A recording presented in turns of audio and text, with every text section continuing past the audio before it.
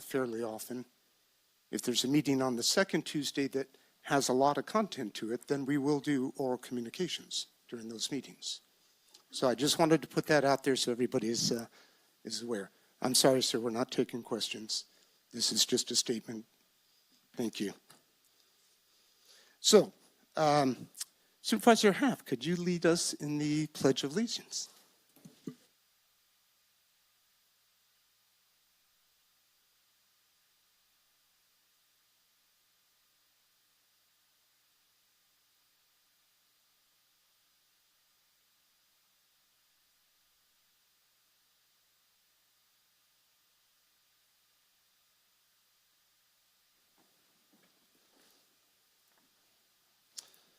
So, had the clerk please read our 10 a.m. 1 appointment.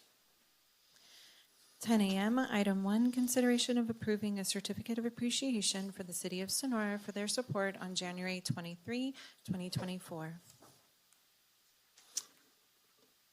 All right. So before we, get going on this, just a brief bit of background. So we had a recent meeting where, unfortunately, we had a problem with our elevator, and we could not conduct the meeting as we wanted, here in this room due to ADA issues.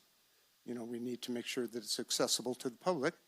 So the City of Sonora was very gracious in allowing us to share in their City Council chambers.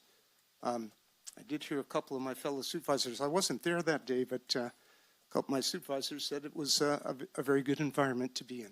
They liked the setting. So look to, the board, first of all. Are there any questions? We'll do a little comment after on anything. Okay.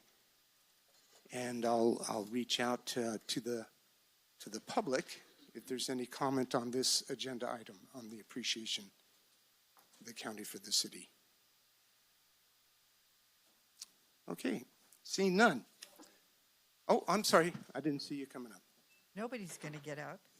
I thought it was very nice and looks like a very cooperative, collaborative decision to have had this event occur. So I want to applaud everyone for that. Thank you. So I do have a certificate here, and we reached out to the Sonora City Administrator, Melissa Eads. She was not able to attend, but I do see that we have Mayor Mark Plummer in the audience, and I'm hoping that you're here on behalf of the city, Mark. Is that correct? Great. What I'd like to do is I'm going to read this, and then I'll have you come up. So, Tuolumne County Board of Supervisors Certificate of Appreciation. In recognition of the support provided by the City of Sonora on January 23, 2024, the City of Sonora staff not only provided immediate access to their City Council chambers, they also provided hands-on assistance to ensure an expedient start to the Board of Supervisors meeting, allowing our board to hold their meeting and complete the business that day. Otherwise, we were in a bad position. We were running out of options. So the County of Tuolumne Board of Supervisors appreciates the partnership and support of the city staff very much. And so, Mark, if you could come up, please.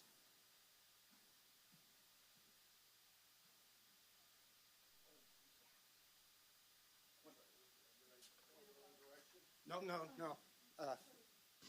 One slide. We just have one little item, so I'll look to the board, please, if there's any additional comments. If not, I would appreciate a motion. I'll make a comment, and then I'd be happy to move on this. The comment is that there was already something going on, I believe, in the city chambers.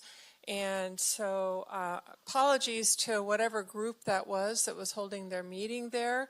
And huge gracious thank you to Melissa Eads for providing that space for us, because our elevator was not fixed until later in the afternoon, I believe. So we would have been just left out in the cold without having a meeting had she not come forward and helped us with this.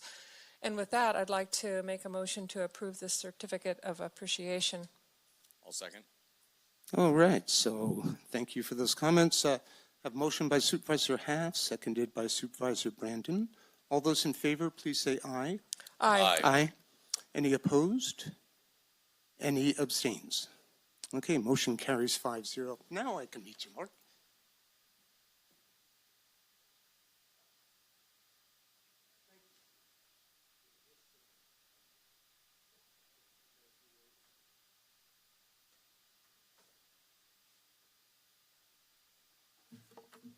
Thank you, Chair Goldenberg and Board.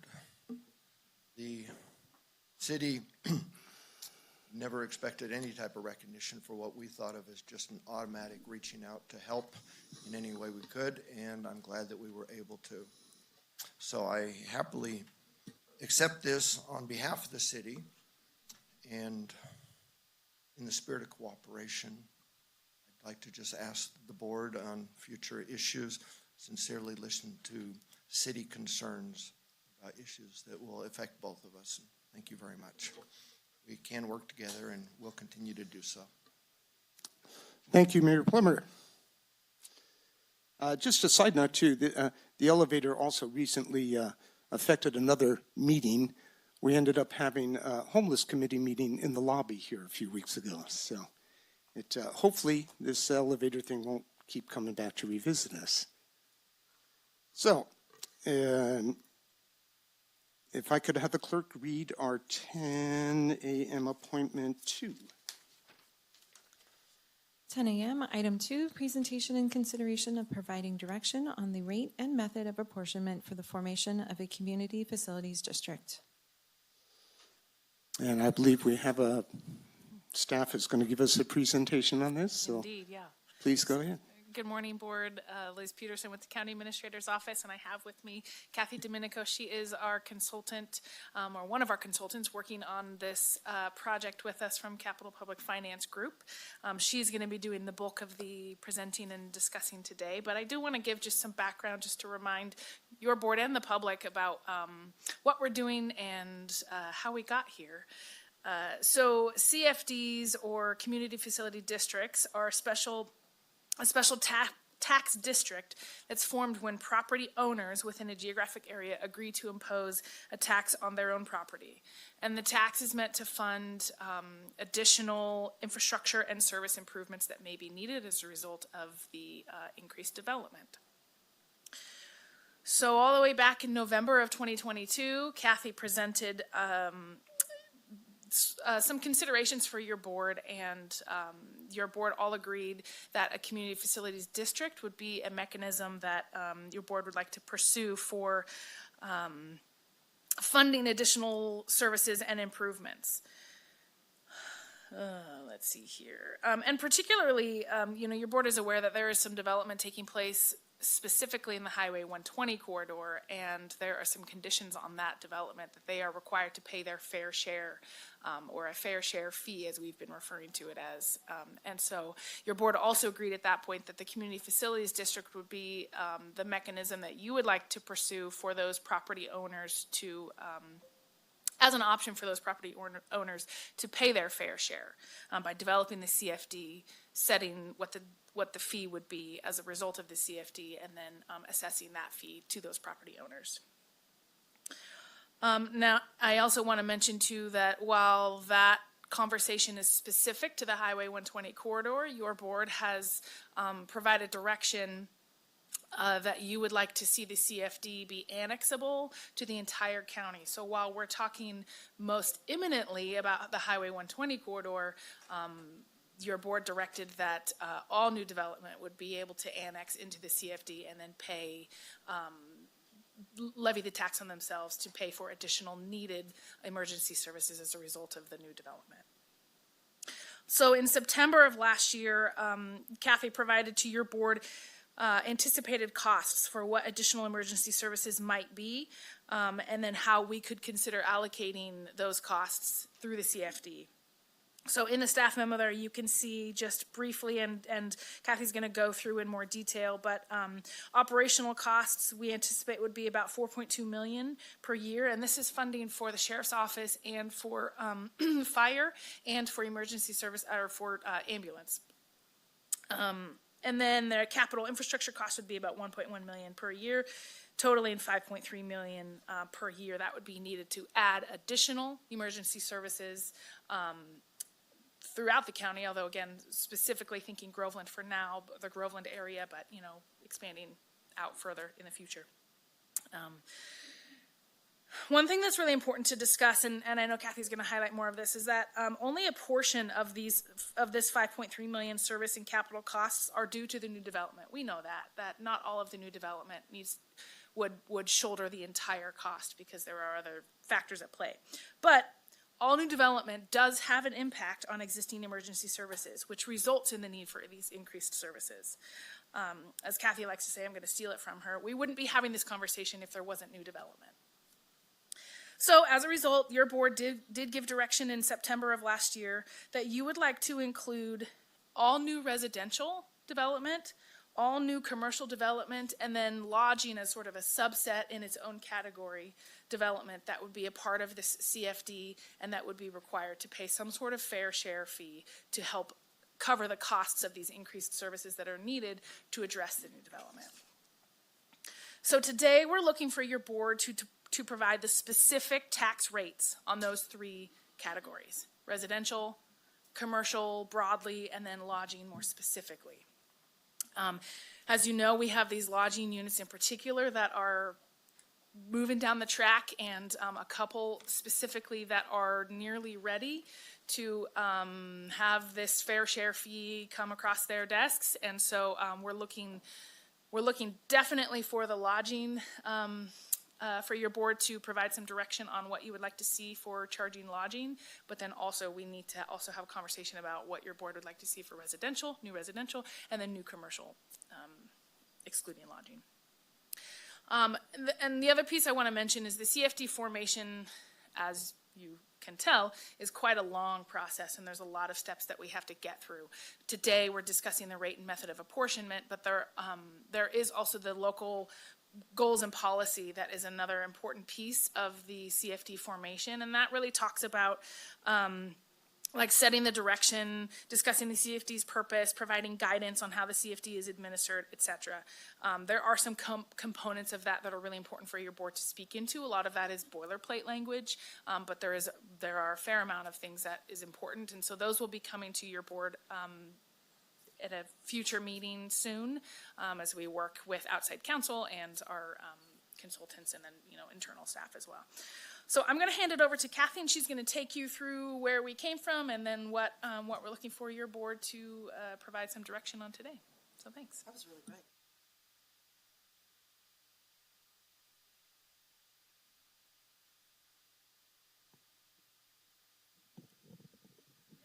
Oh, there we go. Perfect. Good morning, everyone. I hope you're all doing well today. Liz, that was a great summary. I think we can make decisions now, right? So what I want to do today is go through a bit of a review just to get us all on the same page in what we're talking about today based on what Liz just went over. We're going to spend just a couple minutes going over the local goals and policies, hoping to get some consensus on exactly what the structure for the rates would be, because we're going to use that in the second part of the conversation. Your board already provided some direction, so we've included the conceptual structure based on that preliminary direction, but would like to get some confirmation and consensus on that. And then we're going to go into the rate and method of apportionment and really get you discussing as a board what you're comfortable with regards to those rates themselves. And as Liz mentioned, we really need to get direction, pretty concise direction on the lodging facilities. But to make this process more streamlined, if we can also get direction on the residential and commercial, that would really help in solidifying the formation, so we're not having to do multiple approvals during this process, which you can imagine could get quite cumbersome. We'll discuss next steps, and then, like I said, make sure we sum it up with board questions, discussion, and try to come to consensus on those key points. So I think that's okay. I'm just going to do the review as you're pulling it up, unless you want to plug this in. Okay. So, and as Liz mentioned, a community facilities district, or a CFD, and I'm going to call it a CFD, but it's a community facilities district, is a funding mechanism that is authorized by what is called qualified electors. And in a developing area, that's landowners, and it's a landowner vote. There are other types of CFDs that we're not talking about today, but I don't want you to think that it's something different. It's the same funding mechanism that can be implemented in different ways, either with a registered voter vote, or it can be self-imposed on new development through, we mentioned last time, this BOLD program or these ancillary programs. There are other ways to utilize this funding mechanism that we're not talking about today. For the purposes of today's discussion, what we are looking at is a special tax for public safety services that would be imposed by new development specifically, which would include the development that exists today with the ability for future development to annex into this particular taxing district. And this would fund public safety services as described by Liz, but also cash fund capital improvements, not necessarily bond against capital improvements. So that's the concept we're talking about today. And we were looking at building this CFD based on the information and the development in that 120 corridor, but understanding that those same costs would be replicated in other parts of the county should development occur in other areas. So that's what makes the CFD concept annexable on a countywide basis. CFDs themselves have very flexible boundaries, tax formulas. It's not like we have to go through and do an engineer's report to assign what the cost is. So there's some flexibility there, but we also need to be reasonable in what those numbers are and what the true cost of the services would be that these property owners are receiving. So there's a delicate balance there between what the true costs are, what's driving those costs, and then how to allocate those costs to the property owners. The public safety CFD concept, as Liz mentioned, you understand your community has a need for increased public safety services, fire protection, sheriff facilities, EMS, and it's not just the people, it's also the buildings and the apparatus. So when you're creating this public safety services CFD, we've got to think of everything that needs to go into that needs to be funded in order to actually deliver the service. For example, we could pay for staffing, but if we don't have a fire engine for them to jump on, we've got ourselves a problem. So we have to look at the full picture. And if there's no place for that, there's no fire station that can accommodate all of the apparatus, we've got another challenge. So what we're looking at are numbers that are somewhat substantial, but it's because all of this is together. In order to deliver that level of public safety services that we're looking for, we need to look at the full cost of those services. So as development's occurring, we are not able to serve them as well from our existing resources, from our existing facilities. And as a result, it degrades the level of service that you're able to provide to your existing residents. So as development occurs, there's a cost impact because if you build all these units and these I'm going to use fire as a great example. If you're responding to calls from the new development, you're taking away those resources if a call comes in from the existing community. So there's a cost to that. And that's really what we're talking about today, is that additional cost. And as you have several development projects going online, there are cumulative effects. We've missed out on the development that has occurred to date. Now we're looking at setting the county up for the future. But as a result of the fact that limited development has occurred, we will need to look for the county to subsidize the total cost of these needs, because we cannot fund 100% of them on the backs of new development. Does that concept make sense to everyone? Just that's really what we're looking at today. So in September, the board gave direction to create local goals and policies to begin the CFD formation process. And we use that information to really put together information for you to consider today. You asked us to bring back a discussion item related to a countywide CFD, meaning we're going to use the numbers from this 120 corridor, but we're going to create countywide annexation area, meaning development countywide would be included. We are considering the formation or annexation of a CFD as a condition of development. We would impose a CFD on all future development, non-residential and residential, and create an incentive for existing property owners to voluntarily join the CFD. So those were the concepts. Yeah. I'm sorry if I could interrupt. We lost the presentation. Maybe if we take a short break, we can try and get her up and running again. How long do you think you might need? 5 minutes more. Okay, so we'll take a short 5-minute break while we get this going here. Thank you. Okay, welcome back. Looks like we've got our presentation up and running now. So maybe if we can drop back a tiny bit and catch people up now that they can see some of these things would be helpful. Okay, so please continue. Here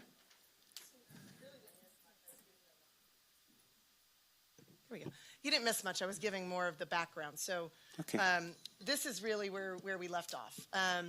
That in September, the board gave direction to create local goals and policies to begin the CFD formation process.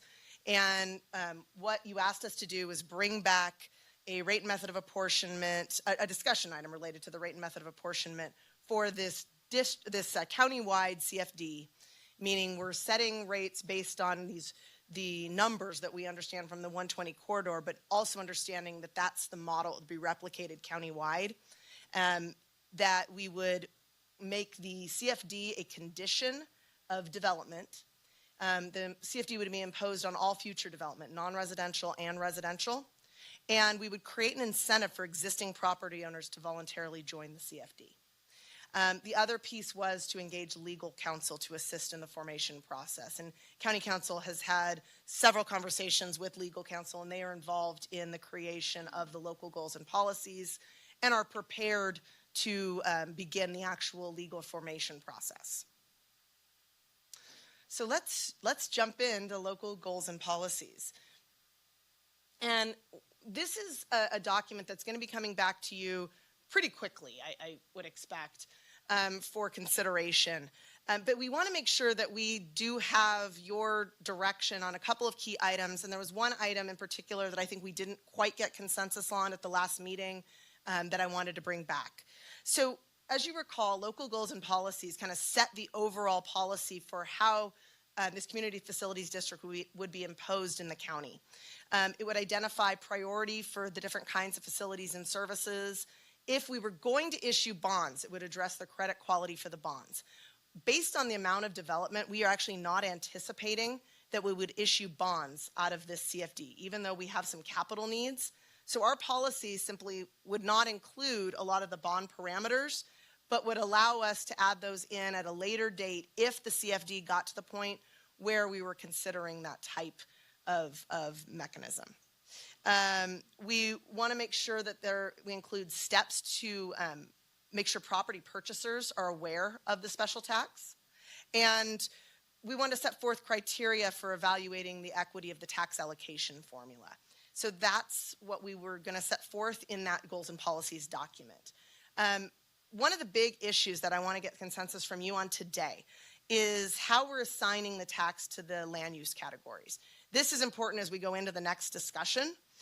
So what we talked about at the last meeting is to have two components of our CFD, a non-residential and a residential. And then within those components, there would be some variability as well. On the non-residential side, there would be tiered rates for the different types of development. For example, the lodging facilities would have their own rate, and commercial property would have its own rate. We had talked about it on a square foot basis, so that's the concept that we had looked at. The high hazard occupancies from a fire perspective, we talked about including a premium for those high hazard occupancies, meaning facilities that are more expensive to serve. And then low hazard occupancies would actually have a discount, meaning those facilities that are less expensive to serve would have a discount. So on the rate itself, there would be a fixed rate on a square foot basis. And for example, if it was a high hazard occupancy, maybe it would be double the rate. But if it was a low hazard occupancy, maybe it'd be half the rate that was actually imposed on those properties. And in the fire side, that's something that is easily identified. National Fire Protection Association sets forth what those facilities are. So it's not something that, as a county, you would be making a determination on. It's something that an outside source would define. So that's one of the concepts that we looked at. On the residential side, we discussed a fixed rate per unit, and multifamily and ADUs, those additional dwelling units, charged as a percentage of the single family rate. Meaning the single family rate would be set at one level, a fixed rate per unit. Multifamily units would be charged at a percentage of that, say 80% of the single family rate, and an ADU would be charged at 80% of the single family rate.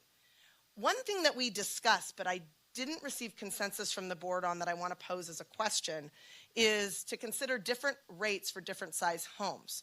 So do you want one rate for whatever the size home is, or do we have more of a tiered structure where a home under, say, 2,500 square feet or under 2,000 square feet would be charged at one level, properties larger than that would be, or homes larger than that would be charged at a higher rate?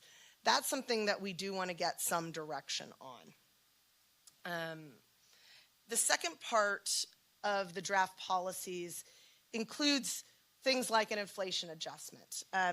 We got some consensus at the last meeting to include an inflation adjustment on the annual tax rate. We talked about imposing the 2% annual administrative cost component on the CFD. We talked about prioritization of the funds, but what we're proposing in the policy is that prioritization on the use of funds would be based on the public safety needs from that new development, but would be established as the board's developing the budget on an annual basis. So you wouldn't necessarily set forth exactly what the priority is on a year-to-year basis, keeping in mind that this is going to start small and get larger over time. It's something where the prioritization needs to be on the public safety needs due to new development, but the board provides direction during annual budget development on exactly how that money would be spent. You provided direction that the geography would be countywide, and again, I mentioned it doesn't contemplate the issuance of bonds at this time. So those are the components. I'd like to go back up one slide and talk about assigning the tax to the land use categories. This is what we put together based on your direction. Is there still a comfort level? Let's start with the non-residential. Is that still a comfort level where you want the tiered rates for different types of development, and then a premium if there's kind of a higher hazard type of facility and a discount on the lower hazard facility? Is that still the structure we want to look at? So looking to board members, comments, Supervisor Brandon. Thank you. I just had one question on that. So you mentioned that high hazard, low hazard is defined, it sounds like by category of, how many calls may be expected out of it from a lodge to a car dealership or something like that, right? Does it also account for areas of the county that are more remote or where the fire risk is higher or safe, response times are, so hazard as in a local condition? No, so what we're talking about is simply on the structure itself. Okay. What we could also consider are zones. That would be a different conversation. So this does not take that into consideration, but it could. So when we define high hazard occupancies, we want to reference something else. We want to reference another independent source. So from the structure perspective, we can do that. We could also reference another source and create hazard zones as well. Okay. So what I would not want is something that's completely discretionary. We want to make sure that it's clearly defined on what that is. I was going to throw out just a thought on that one of the things, especially with some of the pilot projects we have in the public safety sphere, where we have existing built resources already, that might be an argument that it should be considered maybe a lower hazard than it would because we have an existing capability in some of the areas where these facilities and services may not exist or yet are as permanent as we'd like, that would be something where there would be a higher charge for it. So only throwing that out, this is specifically thinking on the 120 corridor as an example, where the fire service, the needs there versus, say, an area like Mono Village where we have a station right in that spot.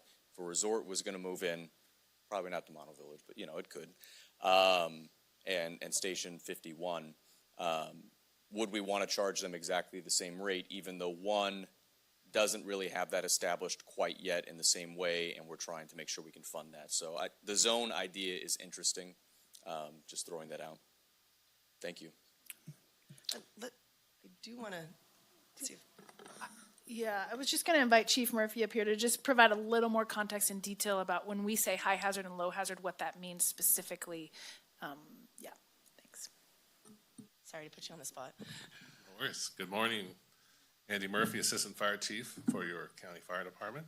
As I understand the context of the discussion, high hazard would be those, the same things that we do fire inspections on that we approved the fees for a few years ago for reimbursement cost purposes. So high hazard as far as flammability, life hazard, those sorts of things. So a welding facility or some other type of hazardous material or high flammability, life safety type of facility that would have an impact.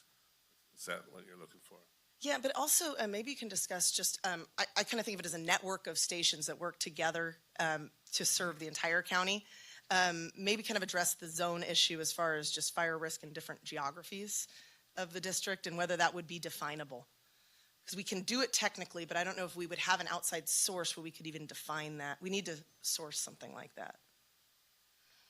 I'm not sure exactly what you're looking for. But I think it's something we would need to research if that's a direction, is if there is a definable, if we took a map of the county, is there a defined zone of areas with higher fire risk than others? I don't know the answer if that exists.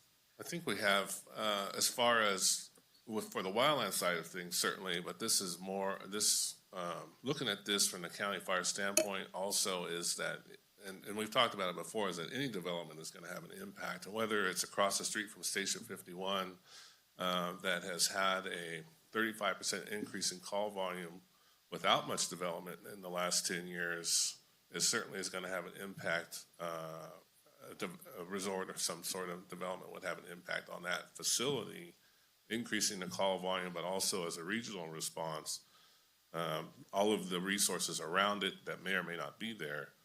For example, Station 56 with temporary funding may not be there, but there would certainly be a need. Okay, I think that addresses my question. So I appreciate chasing that. And unless there's any agreement on that idea, I'm down to move on. Thank you.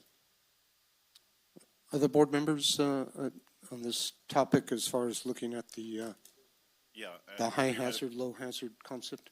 I'd appreciate restating the question that you'd like us to answer.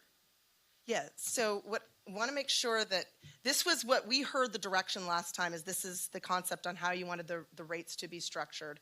We want confirmation that this is still what you're looking at, number one. And then number two, when we get to the residential, I actually have a specific question. But for right now, non-residential, tiered rate, and confirmation that we want a discount and a premium based on these high hazard, low hazard occupancies. So nodding is even fine, unless there's objections. And sorry, may I? Yeah. Is there a reason, I'm trying to remember why are we looking at a tiered rate for non-residential and fixed rate for residential? Was there a reason? So tiered rate meaning tiered for... Was that a recommended? Mm-hmm. So what we want to do is, it's going to be a per square foot rate, but tiered based on the type of development. So a lodging facility would be imposed a different tax rate than an office building. Right, I understand that. I'm more focused on the residential. Why would that not be tiered? Let's just, we'll go to that in 1 second. Okay, that's so actually my question. You just want to talk about Let's do non-residential for right now. Then I'm good. Okay. I'm okay with it too, but I remember having a discussion, and maybe this comes later, for those particularly lodging organizations that exist but are not necessarily required. Do we have that coming up later? Let's talk about that on the rate and method. Okay, because I didn't know if that should go here. We're not going to put that in the policy per se, but when we write the rate and method, that's the input we'll be looking for the incentive.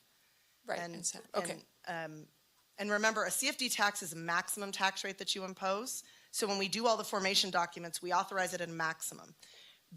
Board can give us policy direction to charge less for So are you going to come back to us again with all the different types of development and tell us, how they are the different rates? At the end of this meeting, that's what At the that's end what of we this want. meeting? Well, no, we want enough information out of this meeting so we can actually come back to you with a written rate and method of apportionment that'll Look have at. everything. Yeah, because it's kind of hard to decide right now without knowing how it's going to be done. And that's going to be the next part of our discussion. You'll give us direction on the numbers, and then we will actually come back to you with a full document that is memorializing all of this. Okay, thank you. Okay, and But you were looking for we kind of jumped in here. I know you have more in your presentation. Did you have a specific question other than that at this point? are we comfortable with this non-residential tiered for the different types of development and then the discount and premiums structure? Yeah. Okay, thumbs up. Okay. On thank the you. residential side, we want to talk about that. So fixed rate per unit is what we got direction on last time, with multifamily and ADUs charged as a percentage of that single family rate. My question, though, is there was some discussion at the last meeting, but no formal direction on this piece, nor consensus. Do we want to consider different rates for different size homes, meaning a tiered structure for different size homes? Yep. I have a question. I see Ron's in the room. Do we have any idea? We're having lots of discussions about affordable housing. Do we have any idea what a size of affordable housing kind of falls into, Ron, or anybody, like 1,800, 1,600? Because I know somebody who's building a 3,000 square foot home obviously isn't having an issue with affordable housing. But Ron, would you be able to maybe answer that, what you're seeing out there? Like what would fall under the umbrella of an affordable housing? All right. When you say affordable, do you mean low income or do you mean affordable? I guess not subsidized. Not subsidized. All right. Well, you're still going to be building that in probably that, 200 to 250 a square foot. So if you're trying to hit into that threshold where your median income is, that's somewhere around that 340 range. So you're still looking at, somewhere in that 1,300 to 1,500, square foot range. Most people, you can build them smaller if you have a real efficient type layout of the home, but you're probably somewhere in that 12 to 1,500 square foot range. I have a lot of communities that set the threshold at either 2,000 square feet or 2,500 square feet.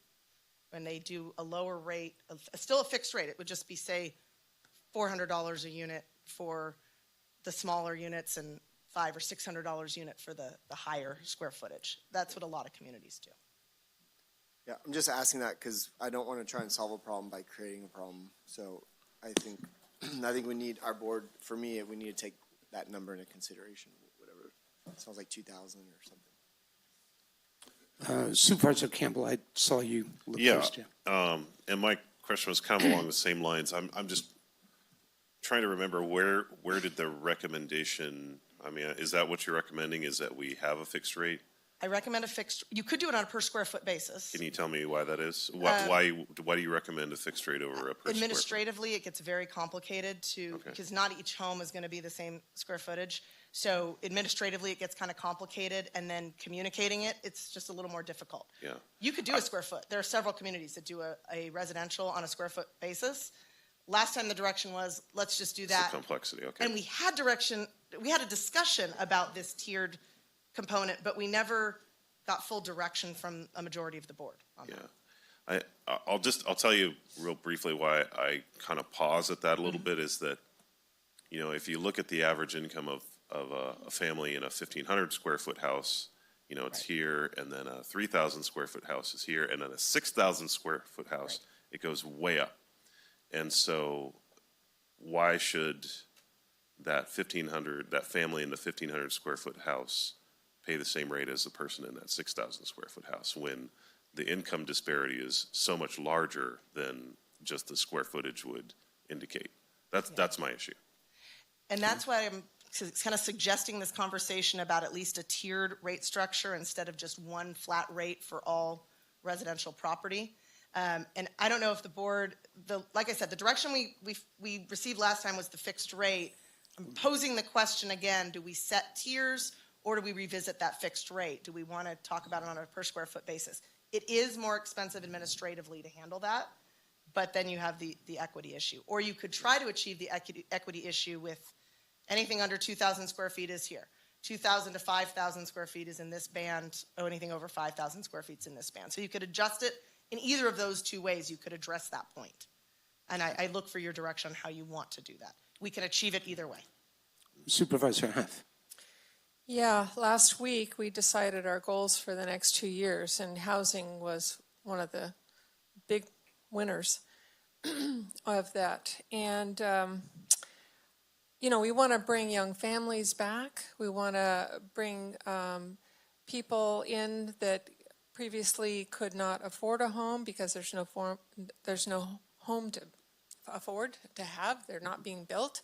So I don't want to dissuade that market of getting into housing. So for the low, if we're going to go with square footage, I don't know where we're going to end up with that. I'd like it to be minimal. I'd really like it to be minimal for the beginner house. Let's just call it the beginner house. Or for the, the couple that are on a fixed income and they're downsizing. I'd like to see that be reasonable and not too high. Supervisor Brandon, do you have a follow-up? So thank you. Had a couple of questions on it. I guess one thing is it has ADUs on here. In line with a lot of the other things happening with ADUs, I would recommend probably not applying it there. For example, a lot of the impact fees with JADUs and such being waived. And it's not a significant component yet of the market. I think that's still one we're trying to start. So I'd throw that out. I wanted to ask for residential when this would be activated. So developer buys a property, they're going through the planning process, they want to build 100 units of thing.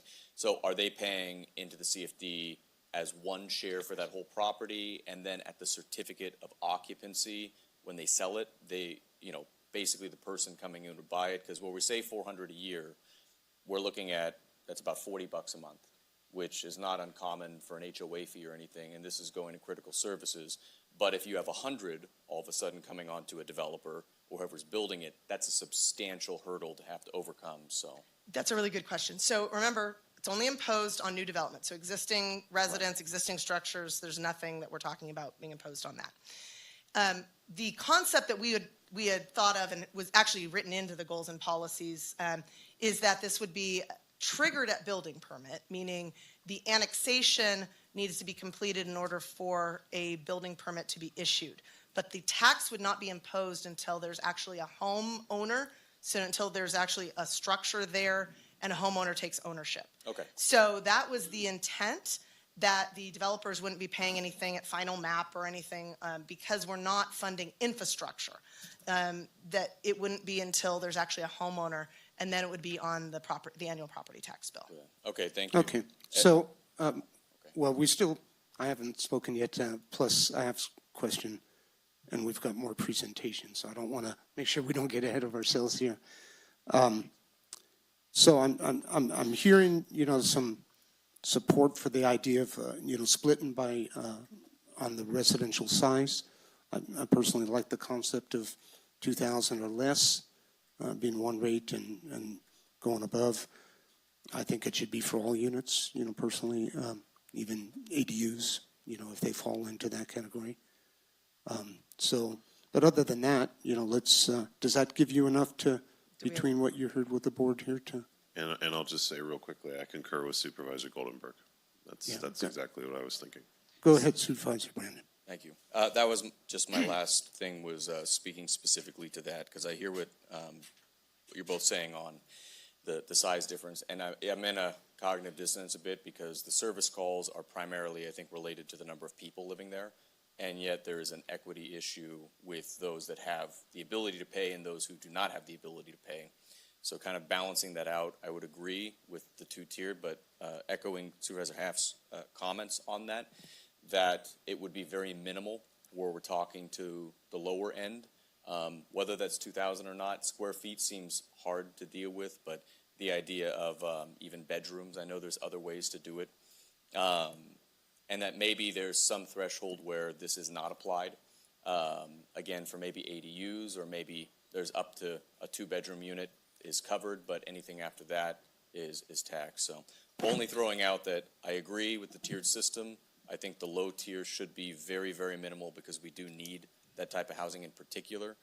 And above that, I think it's, again, there's not going in this direction, but there are HOAs in a lot of areas that pay $500-$600 a month. So $40 a month, is not an unreasonable amount for this. Thank you.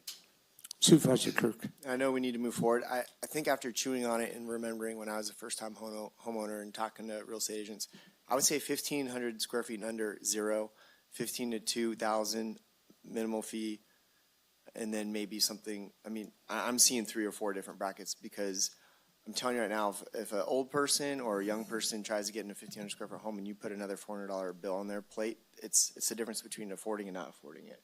I sincerely believe that. I know when I bought my first home, I wouldn't be able to afford 400. So I'd say 15 and under, nothing. And then 15 to 25 is one thing, and 25 and up is another. That's because, again, we keep having this conversation about affordability, and I really feel like that 15 and under is like the sweet spot for me for making it affordable for people. And I understand what you're saying. But I'll just play devil's advocate that Sure. if we are waiving those fees for those smaller homes that are being developed, we're shifting that cost onto existing homes, which are also small and which have people that are on fixed incomes. Well, And I do want to interrupt real fast. 'cause- I don't 'cause know we're- legally if we can charge 0 on a category when everything else is. okay, then $1. my point is, I want to be careful there. Sure, my point is that somebody has to pay One for and- all of it, all of the And I think safety that's what's a services. little frustrating, a little bit about this conversation is because people will say they already pay taxes, they want fire, they want sheriff. We're beyond that.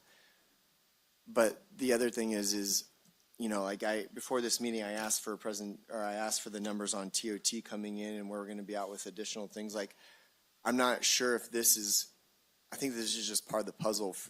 We're discussing this, we're discussing a potential tax initiative into the future. We're looking at TOT coming online. So I'm not really interested in trying to make sure every single piece of new development. I just want the development that makes sense moving forward to help. I opened up with that. We're trying to solve a problem over here, and I don't know if this is going to. I think this is counterintuitive for that 1,500 and below. So Yeah. I think what I'm trying to say, Supervisor Campbell, is to your point of somebody else is going to have to pay for it. I think I'm not looking to take. If there's 1,000 new homes, I'm not looking to put that extra $200 or $300 on those developments. I'm saying let it be what it is. We have other initiatives that we're discussing. We have other TOT coming online, and I don't want to just necessarily solve that $5.3 million problem necessarily with this. So, sure. Well, I'm just concerned by cutting the new development below a certain size of break. You're disadvantaging other people that are already low income that are in existing properties by shifting that tax burden onto them. So is there a way we could kind of meet in the middle and have a low rate for sub 2,000 square foot and then a medium rate? My question would be, and what then is a like low a high rate? rate? This wouldn't be charged to existing properties. No, new development. New development only. But Okay. yes, I'm but confused by what you said. ultimately, existing development currently is what is paying for fire services. And so what we're looking at is that existing revenue is not enough to meet the demand. Right. And so now we're adding, assuming there is development, we're adding new demand to the system, but we're not adding any additional revenue. That's shifting the burden onto those existing property owners. That's my concern, is that we're hurting our existing people to give an advantage to the new people. If I can throw out To our a new development. A Let's thought pause. was, Oh, go ahead. yeah, I was just saying, you mentioned that we may not be able to charge 0, and kind of in line with what I'm hearing, what Supervisor Kirk mentioned, it's similar. I was wondering if below a certain threshold, can we just set a rate that we say, we're looking at we're looking at 400 on average. Those ones are going to be 200 or 300 per year. They're still paying into it. We're not calculating square footage. This is the base level. And then any square footage above that has an additional calculation without having to go through tiers. Is that something that would address this? So It's here's what I'm complicated, taking though. from this, and I want to pause this conversation because I think it's gonna be better when we go into numbers. So what I'm hearing is we do want to look at a tiered structure, not just this fixed rate structure. And that's what I really wanted to get out of this conversation, because that isn't the direction we got last time. Okay. And that's what, so I think that's the clear direction, as we want tiered. I'm gonna come back to what the tiers are in a little bit. Okay.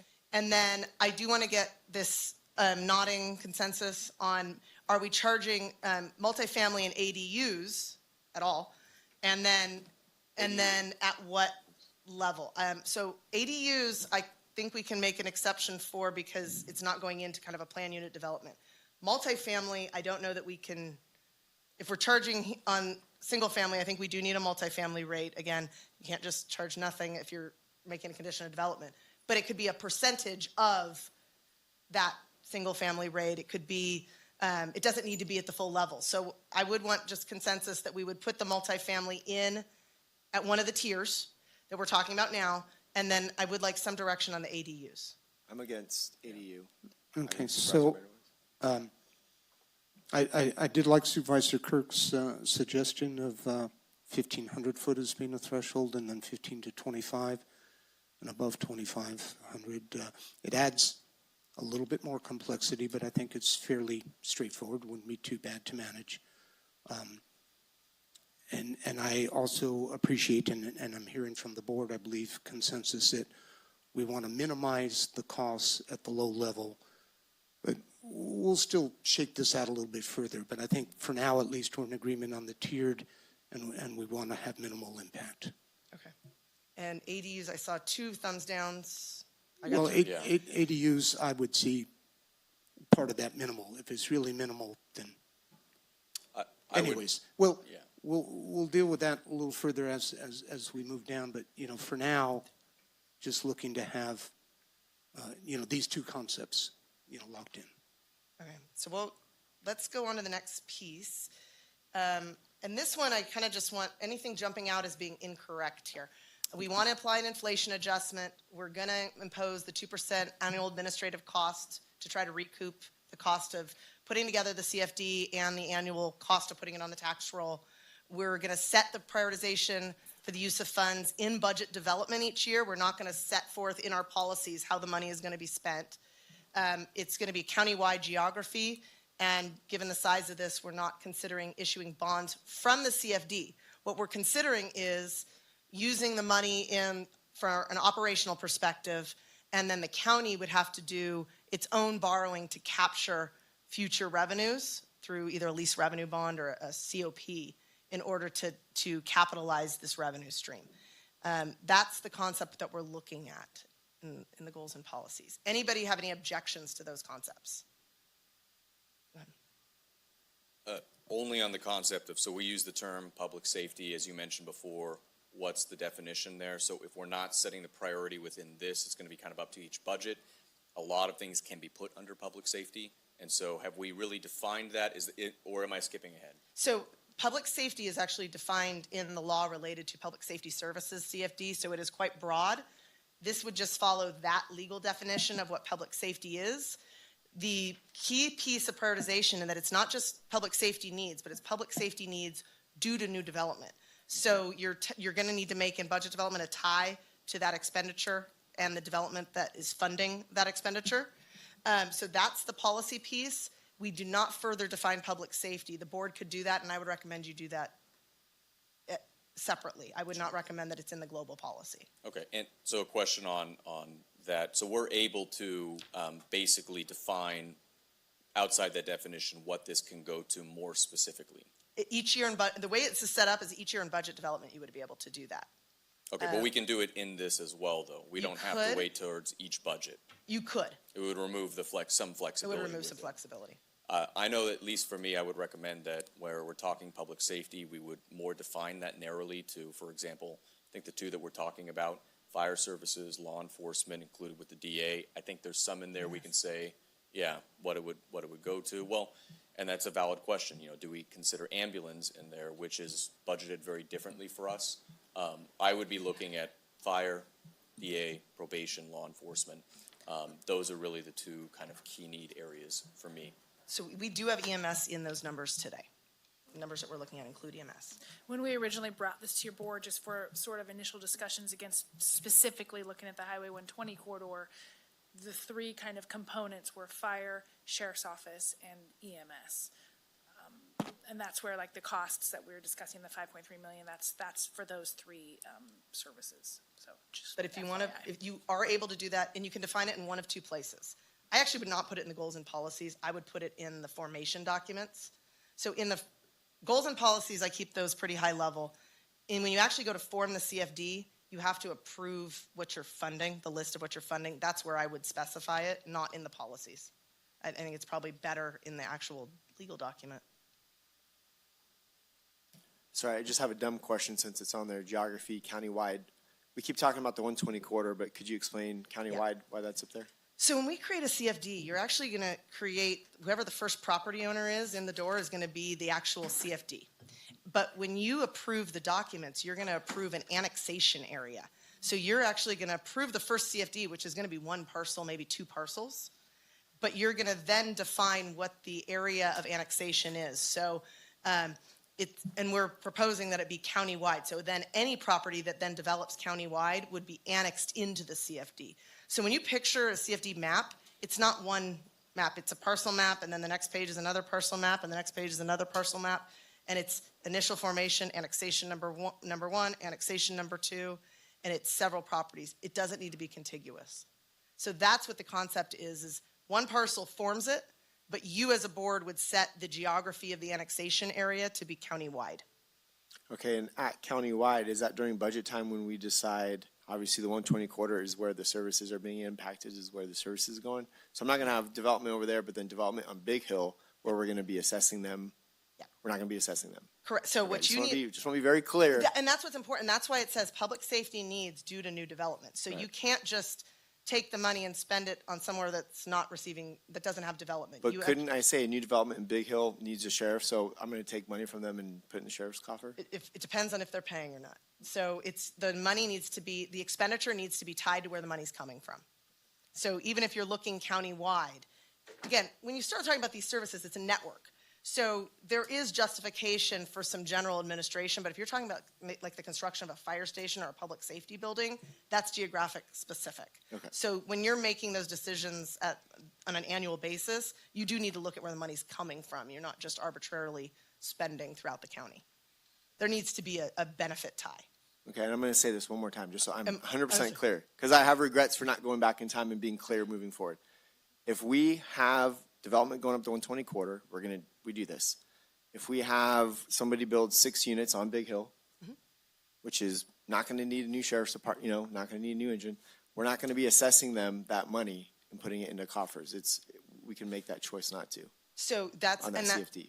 And that's what we're saying. It's a condition of development. So if there's new development coming in and you're annexing them into the CFD, they would be paying into this. Mm-hmm. But at budget development, you would need to then tie the money they're putting into to what the services that they're receiving. So it could just be sheriff's service. That could just be going to pay for the sheriff's service. So any new development in the county will be paying into this anywhere in the county? If you're making it a condition of development, yes. If we make it, so we can decide not to make it a condition of development on Big Hill, but we could up in the 120 corridor. I would want you to be consistent. Okay, you have a lot of discretion, but I'd want you to be consistent. Okay, and okay. There's a lot of discretion, but you need, consistency is important. And I think our board needs to be very clear and understanding of that because. Yeah, and we are operating under the consensus, the direction that we received from your board back in September and then even November before that your board does want this CFD to apply to all new development within the county, which is why. I get the idea of all the development in the county, but that could be a big deal as far as a smaller project moving forward or not. So, okay. Any other concerns on that? No, just go back to one item that's been mentioned several times, and I don't know if we want to take a bit of polling, but, the subject of ADUs appears to be of concern. So do we take a polling of the board, I do have, based on your discussion previously, that Supervisors Half, Kirk, and Brandon all kind of thumbs down for, not kind of, all thumbs down for ADUs. So Okay. we did get consensus direction to not apply it to ADUs. Okay. If so you want to we'll- revisit the conversation. Okay. I mean, I can respect that. I just, you know, if it's property and there are people living there and they're contributing to the cost of service for safety, they need to pay. Otherwise, you're shifting that burden onto everyone else. And in That's reality, my I overarching oh, concern. I'm sorry, didn't mean to No, talk no, over. that was it. I was just going to say, in reality, ADUs aren't taken off nearly at what people first thought they were going to, you know, between the cost factor, parking, septic systems, just undesired, you know, in some instances. So I don't think it's going to be a big impact no matter what, so. Yeah. Okay, thank you. Please continue. So let's now go into the rate and method of apportionment. So we've got these concepts, and this is why it's important, because as we're having this discussion about the rate and method of apportionment, if we were going to shift over to a per square foot basis, I would want to talk about it a little bit differently. So you recall CFDs can have a flexible tax formula. It needs to be based on parcel characteristics, building size, acreage, location, use. So we've defined that already as we're going to do it on a unit basis, but the square footage is going to impact the tiers on the residential side, and the type of non-residential building is going to impact what the tax rate is on the commercial side, on the non-residential side. The only real limitation is it can't be based on property value. It cannot be ad valorem. And I mentioned before, it doesn't require this formal justification study, but we want to have some type of reasonable allocation. You asked me last time kind of what these tax rates are throughout the state. They are all over the board.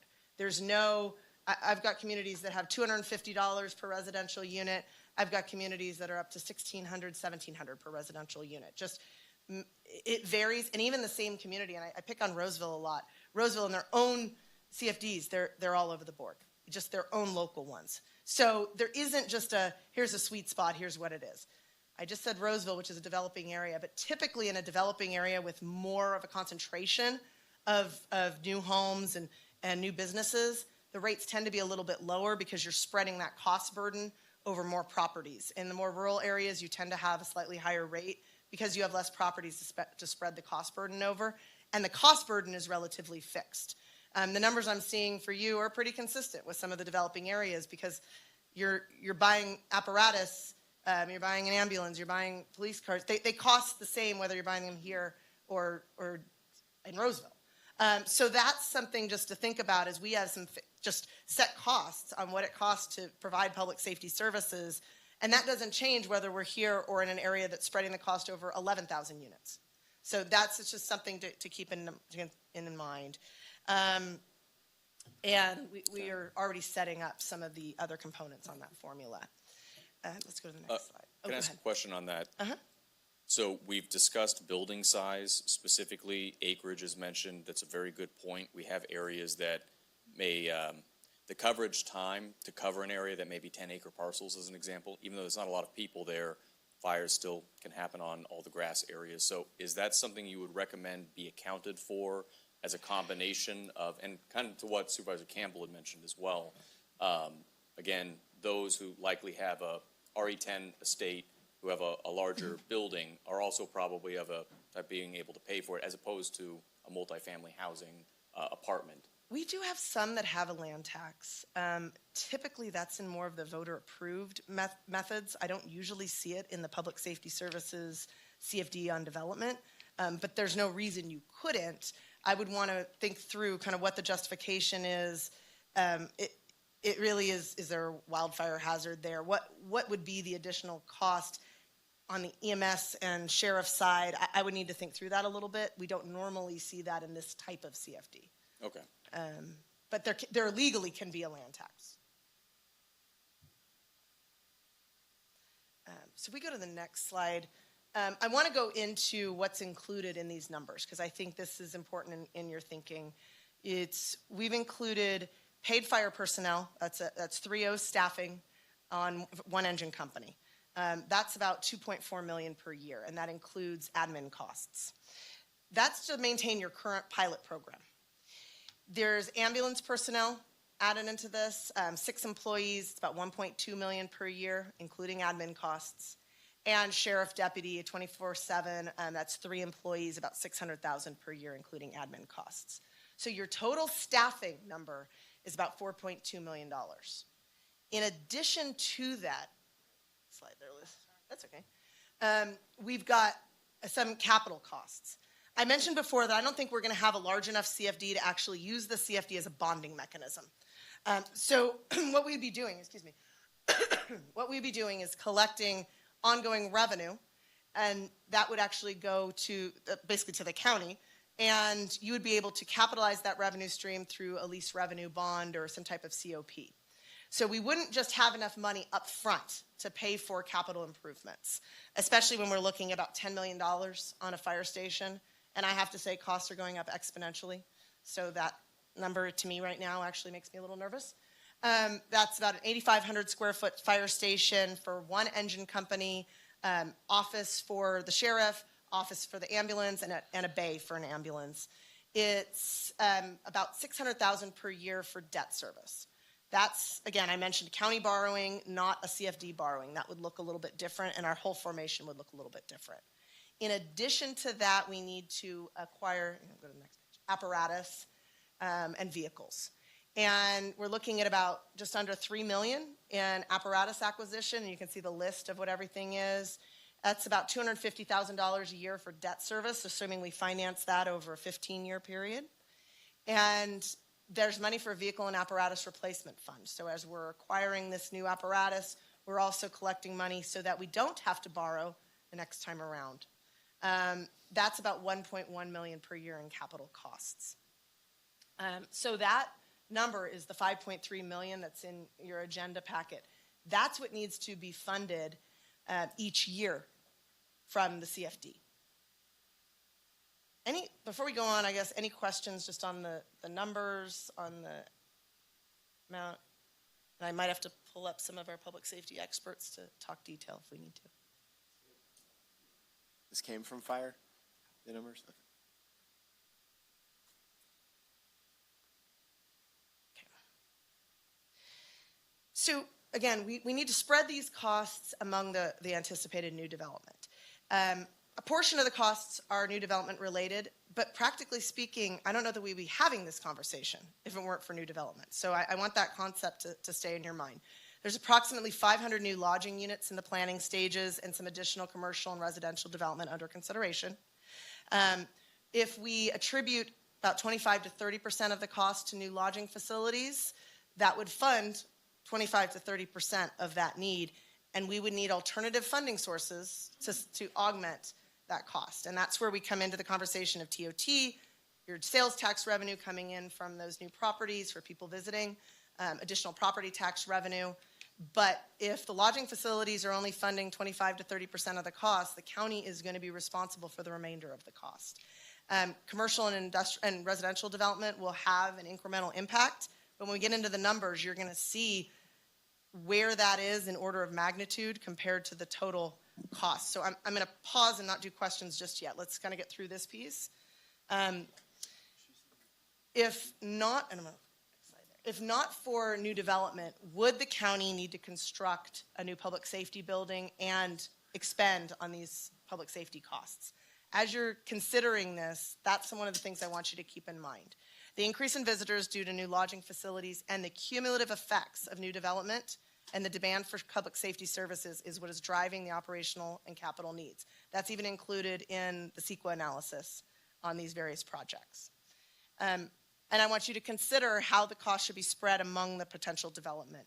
We think about the known development projects and types. We know about these lodging facilities. There's unknowns that are coming in the future. And we've talked about having this tiered scale, but I want you to kind of think about what the dollar impact would be on some of these properties and what your other policies are. Consider fire risk, demand for fire emergency medical and sheriff services based on the type of development. So we have a lodging facility that's going to bring in a lot of visitors, traffic, maybe not familiar with the roads. Does that increase our public safety risk? And the number of development projects that the cost can be spread among, frankly, it's very limited. And that is a concern because you as a county are going to need to subsidize in order to actually fund these true needs. And so the level at which you're setting the CFD tax is going to impact your subsidy and how much you actually are going to have available from TOT, additional sales tax revenue, additional property tax revenue. Is that going to be enough to fund these required services? The other piece is, if you were going to put all of this cost on the backs of new development, frankly, it's too expensive. There is no way that they could bear the 100% of that cost. You've got to think of these other funding sources. So you're now balancing what's causing the need for these services and how to spread that cost with what's even reasonable for those properties to bear. So that's something that's important. I also want to keep in mind, and this is what's important on that incentive concept, what you'd be approving and what we're really focusing on today is a CFD tax rate that's a maximum tax rate that can be charged. If there's more participation, you as a board could choose to lower the annual tax rate. You could create an incentive program that's something less than the maximum tax rate. Again, I just want you to be consistent on how you're establishing it. What we're looking for today is that maximum rate. As we go through the implementation, as Liz mentioned, this is not a quick process. You still have several approvals that are going to be coming before you. That's when we can work on, I'd call them kind of the administrative policies and procedures. We're going to have implementation procedures. So we're going to set the maximum. We're going to set the types of property. And then we can work to actually say, all right, if this situation exists, if we want to create an incentive program, this is what it would look like within the constraints of our tax formula. So any questions on that before I jump into some numbers? Okay. So let's look at an example CFD on lodging facilities. And this is based on the 500 new rooms that are planned. If those lodging facilities were going to fund 25% of that $5.3 million, it translates to about $7.45 per room per night. That's your bottom line. I would recommend that that's kind of the mechanism for how we would charge lodging facilities. I mentioned other non-residential would be on a square foot basis. I think what we're looking at on lodging facilities is on a per room basis, and we look at it on a room per night basis. If they're going to fund 30% share of the costs, it would be $8.92 per room per night. Just to give you the numbers, if they're going to fund 100% of that cost, which I'm not recommending, it would be about $30 per room per night. That's your order of magnitude.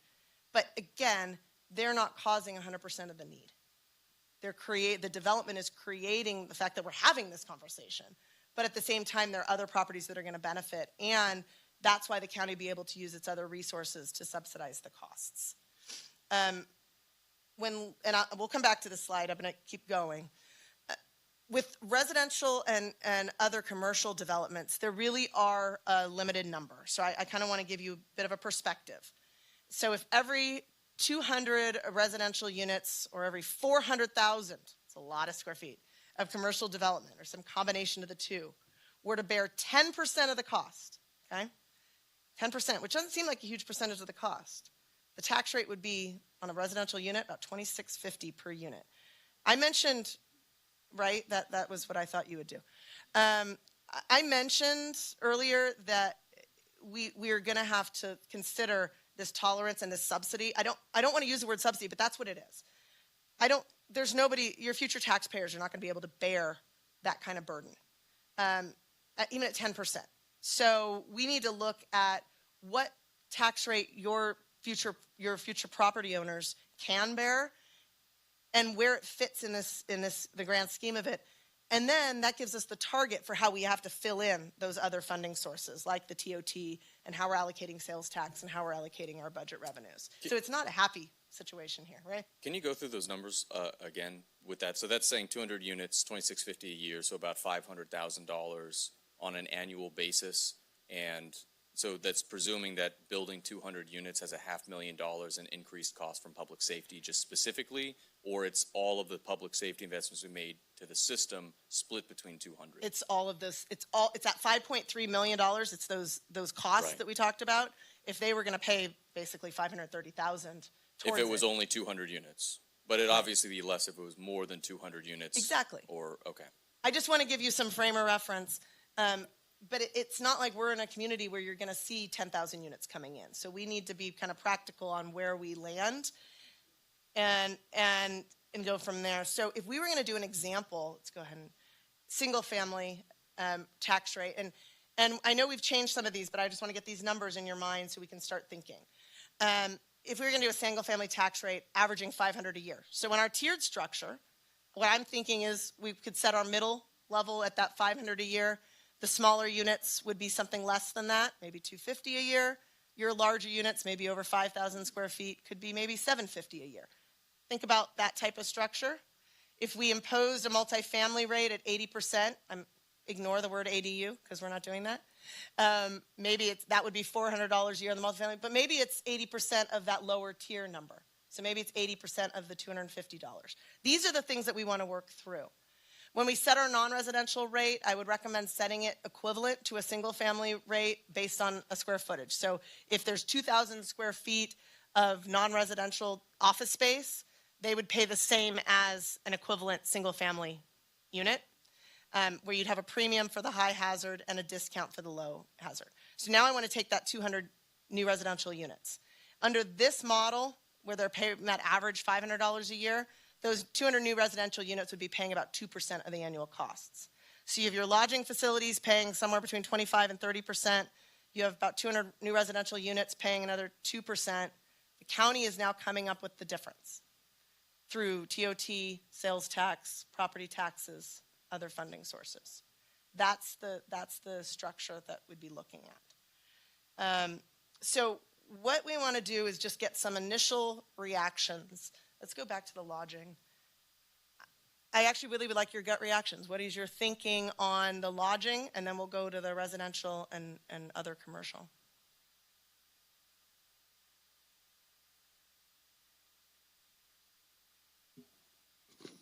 Sorry, I have a question.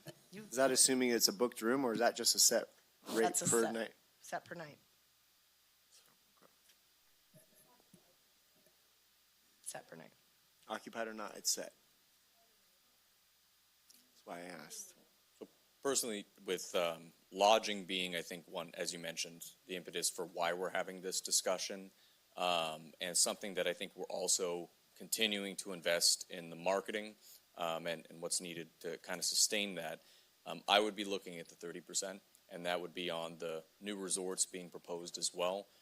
I think there's some value in trying to get also existing ones. And I wanted to throw out one stat that Supervisor Kirk and I found with the Central Sierra Economic Development District, is that just over the last 6 years, Rush Creek, as an example, had fire insurance for $40 million in coverage. That was, I believe, $76,000 a year, something like that.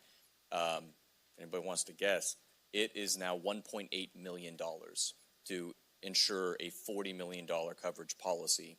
So for some of these things where it may offer the ability to show we've got a resourced, fire station and lower the ISO rating at all, and also just provide the services we need to that area, I'm for it. I did want to ask one other thing too, is there any potential, you mentioned 30% would be the maximum of this for these services.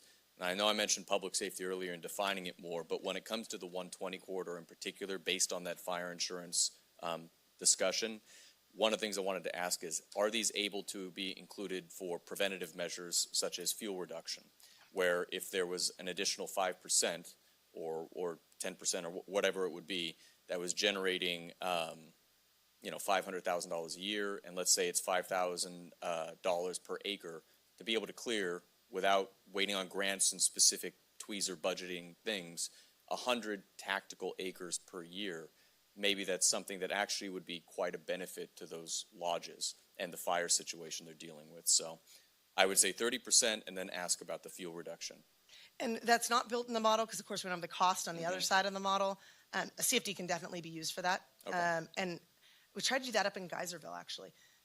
Right after their big fire, we tried to do a fire prevention CFD, and actually it was specific to fire prevention. That one we went community-wide, and it didn't pass. But legally, that is a valid use of the funds. It is not built into this model. But Okay, thank you. Supervisors, one other comment I just wanted to make is I'm looking at the code, and my understanding is that to that issue, yes, you can add it, but adding to like the DA's office or other offices, I don't see that outlined and allowed in the code. So my concern would be that type of thing that you would be prohibited from adding it. So when it says you're allowed to add police protection services, including but not limited to criminal justice services, it then defines criminal justice services limited to jails, detention facilities, and juvenile halls. So I just wanted to be clear. I believe that there's still going to be some parameters, and it might not be as expansive as Supervisor Brandon was initially desiring. Okay. Is it viable to say that it would go to peace officers, which cross many of those jurisdictions? We have to, it's basically the definition, in order to charge a public safety service, a CFD, you follow the definition in the law. So Okay. I would have to defer to council on that. Okay, thank you. Yeah, so the way I read it, no, unfortunately not, because they very clearly defined what that means. Because I know that's been an issue we've put a lot into the sheriff's office, but obviously the more cases they're able to respond to, that creates a workload for the district attorney and also then for probation, and it cascades down. So that's why I'm picking at that a little. Totally understand it. I Thank just you. wanted to be clear about what the code said.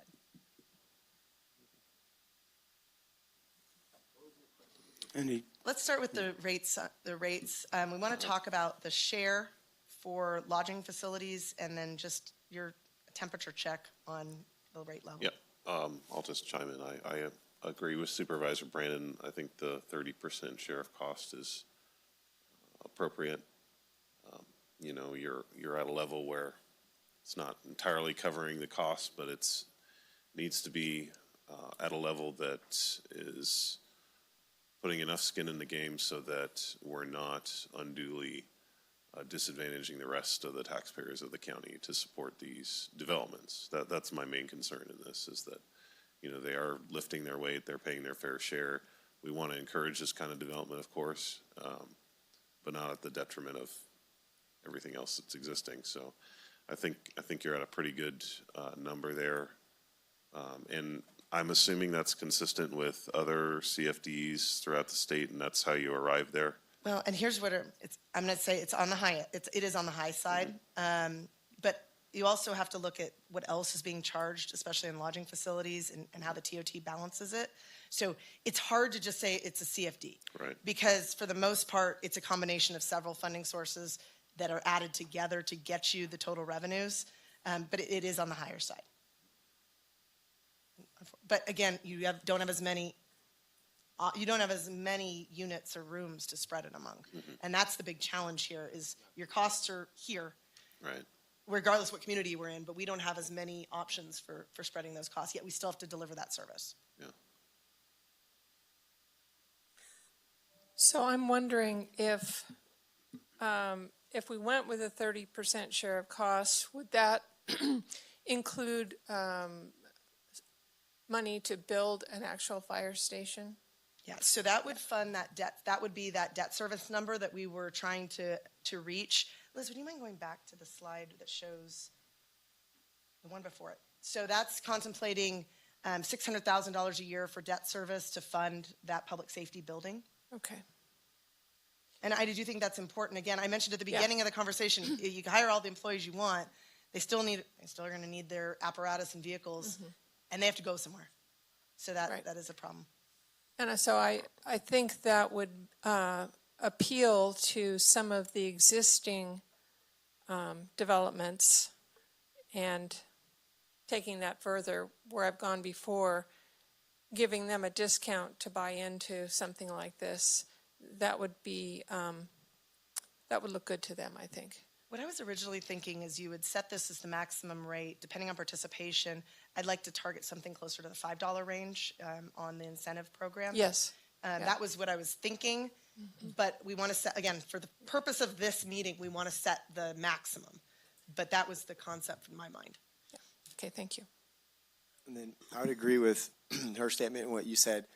I'm a visual person. Liz, I don't know if this is something you guys can get to me today or if we take a break or something, but if I'm a developer and I have multiple resorts in multiple areas, like some of these folks do, I'm just curious, if I have a property in Utah, what am I paying for at the end of the day, service-wise? Like as far as there's TOT, there's this fee, there's that fee, there's that fee. Could I get a visual as far as what that property is here versus here? Because I'm zooming in on here, but maybe this is, to me, this is like, shocking, but maybe some of these developers who have multiple resorts in multiple areas, maybe this isn't as bad as I'm thinking it is based on what they're doing in other places. Does that make sense what I'm saying? It does. I mean, yeah, it does. As you know, even in California, it depends on I know. the city that you're in. And so are you thinking, say, So like one of somebody them- like Under Canvas Like that has under other canvas is the one I was, locations? could you Got do it. a quick check on like what their burden is to operate in Utah for this spot in that county versus what it would potentially look like? And maybe it's not today, Liz, but that would help me wrap my mind around this because this is new for me and everybody here. So. And to that, you mentioned TOT. I would kind of not include that in this category because TOT is a pass-through tax on users of the room and not a tax on the businesses themselves, whereas this is a direct tax on the properties. So I don't know if it's necessarily equivalent I'd still like the info, though. as a tax burden. Obviously, we can't speak for all lodging, but this would be the same way, that the lodging owners would pass this rate on to the people who Right, it's all gonna use the eventually go room. to the Yeah, user. exactly, so, yeah. Just So I hear your reasoning, but if I'd like to just, for me personally, I like to have it included because that's going to help me make my decision. Supervisor Brandon. Great, thank you. I wanted to ask on two things that aren't really covered in this, because that's just what I do. So this is looking at per room per night, but that, as I'm reading it right here, is assuming 100%. There's no, yeah, it's not So- based on occupancy. Is there a way to challenge that based on occupancy where they're not paying for, because of course, we're talking about a fee for people being there, for tourists. If a room is also not rented during that night, there wasn't really more than, I guess, a square footage argument, but not a per night issue with it. So is there a way that we can compare that with actuals?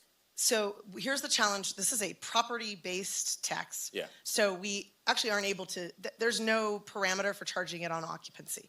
So it is simply based on the number of rooms that are in the facility and the number of nights in a year. That's the math problem. It is not directly correlated to occupancy, nor could we track it that way. So that's just a challenge. So I've not looked at it in that mechanism because we can't. So That's there couldn't be, for example, a rebate based on that? No. Okay. No. This is a property, this is a structure, land, parcel-based tax. Okay. And then And that's not one of the trackable categories. other thing that I wanted to ask was about short-term rentals. Mm-hmm. We have anywhere from 900 to 1,100. I know we covered residential and commercial. That kind of fits in that middle ground. And one thing I would not want to do is put an additional burden onto lodging that is going through the permitting process and all of that. And yet, a bed and breakfast, as an example, has to pay all of this. And yet a Airbnb that is renting out an entire house would further have an advantage on that. So assuming we had some type of, I think, licensing with that, would we be able to apply this as a condition of having, for example, a non-owner occupied short-term rental? If it already exists today, if the home already exists today, then no. So this trigger is new construction. There isn't, you would have to have a registered voter vote to do anything with an existing structure. So a licensing trigger, that would not be contemplated here, and that would be it would require a registered voter vote, meaning you can't countywide registered voter vote. You can't make a CFD a condition of a business license? No. Well, technically you could make that the trigger, but not through this voting mechanism. You couldn't have it be a landowner vote. It would need to be a countywide registered voter vote in a regular election, a polling place election. So you would have to put a measure before your entire voting base, your constituents. It's just a different legal mechanism for that. So we've heard two that are supportive of the 30%. Looking for any other consensus or thoughts? I'm good on the 30% as well. Okay. Any other discussion on that one? Let's go to the residential.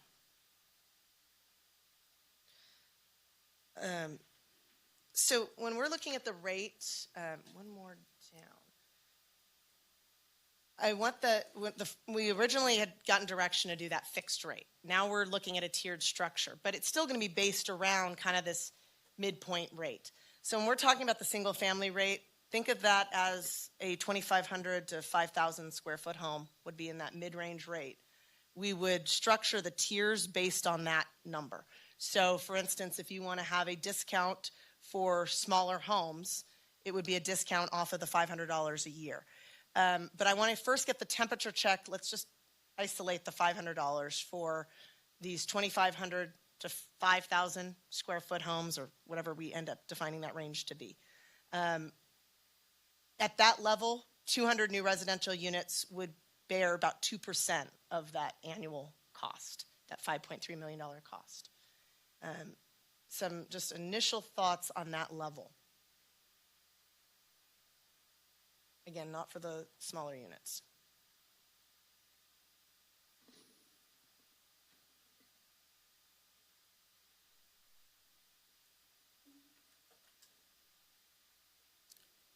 Some thoughts on that we'd like to put out there, folks?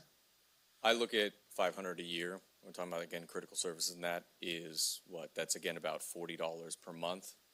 One of the things that, at least I view, this is a hard one. I think that's why we're seeing a lot of thinking right now, is we have a lot of existing development. That tends to be a lot of the local folks who, as Supervisor Campbell mentioned, right now are subsidizing these services primarily.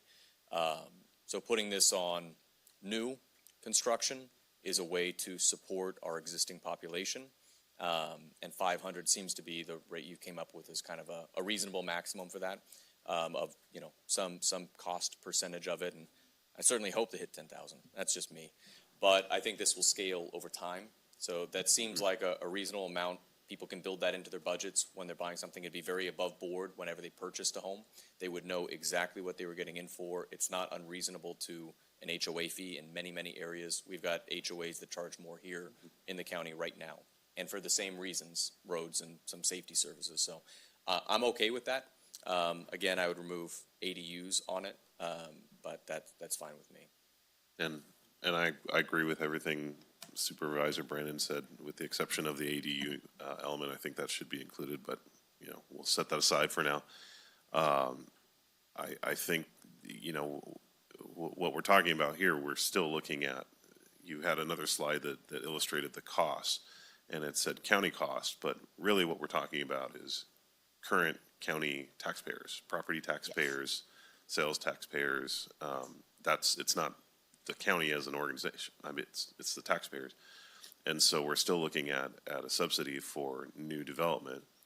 And I understand that that's necessary sometimes, but if we can take as much of that burden, and if people know going into it that there's going to be an additional $40, you know, $35, $33 cost per month, I don't think that's unreasonable. And if your project is going to make or break based on $35, you probably don't have a really sound project.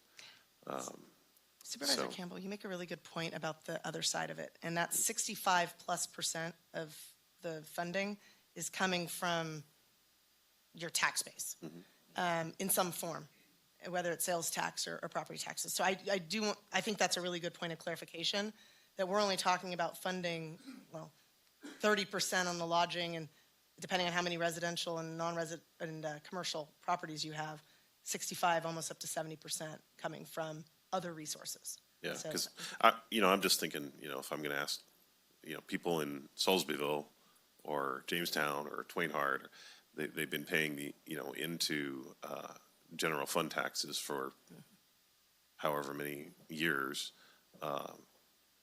We have to think about them too.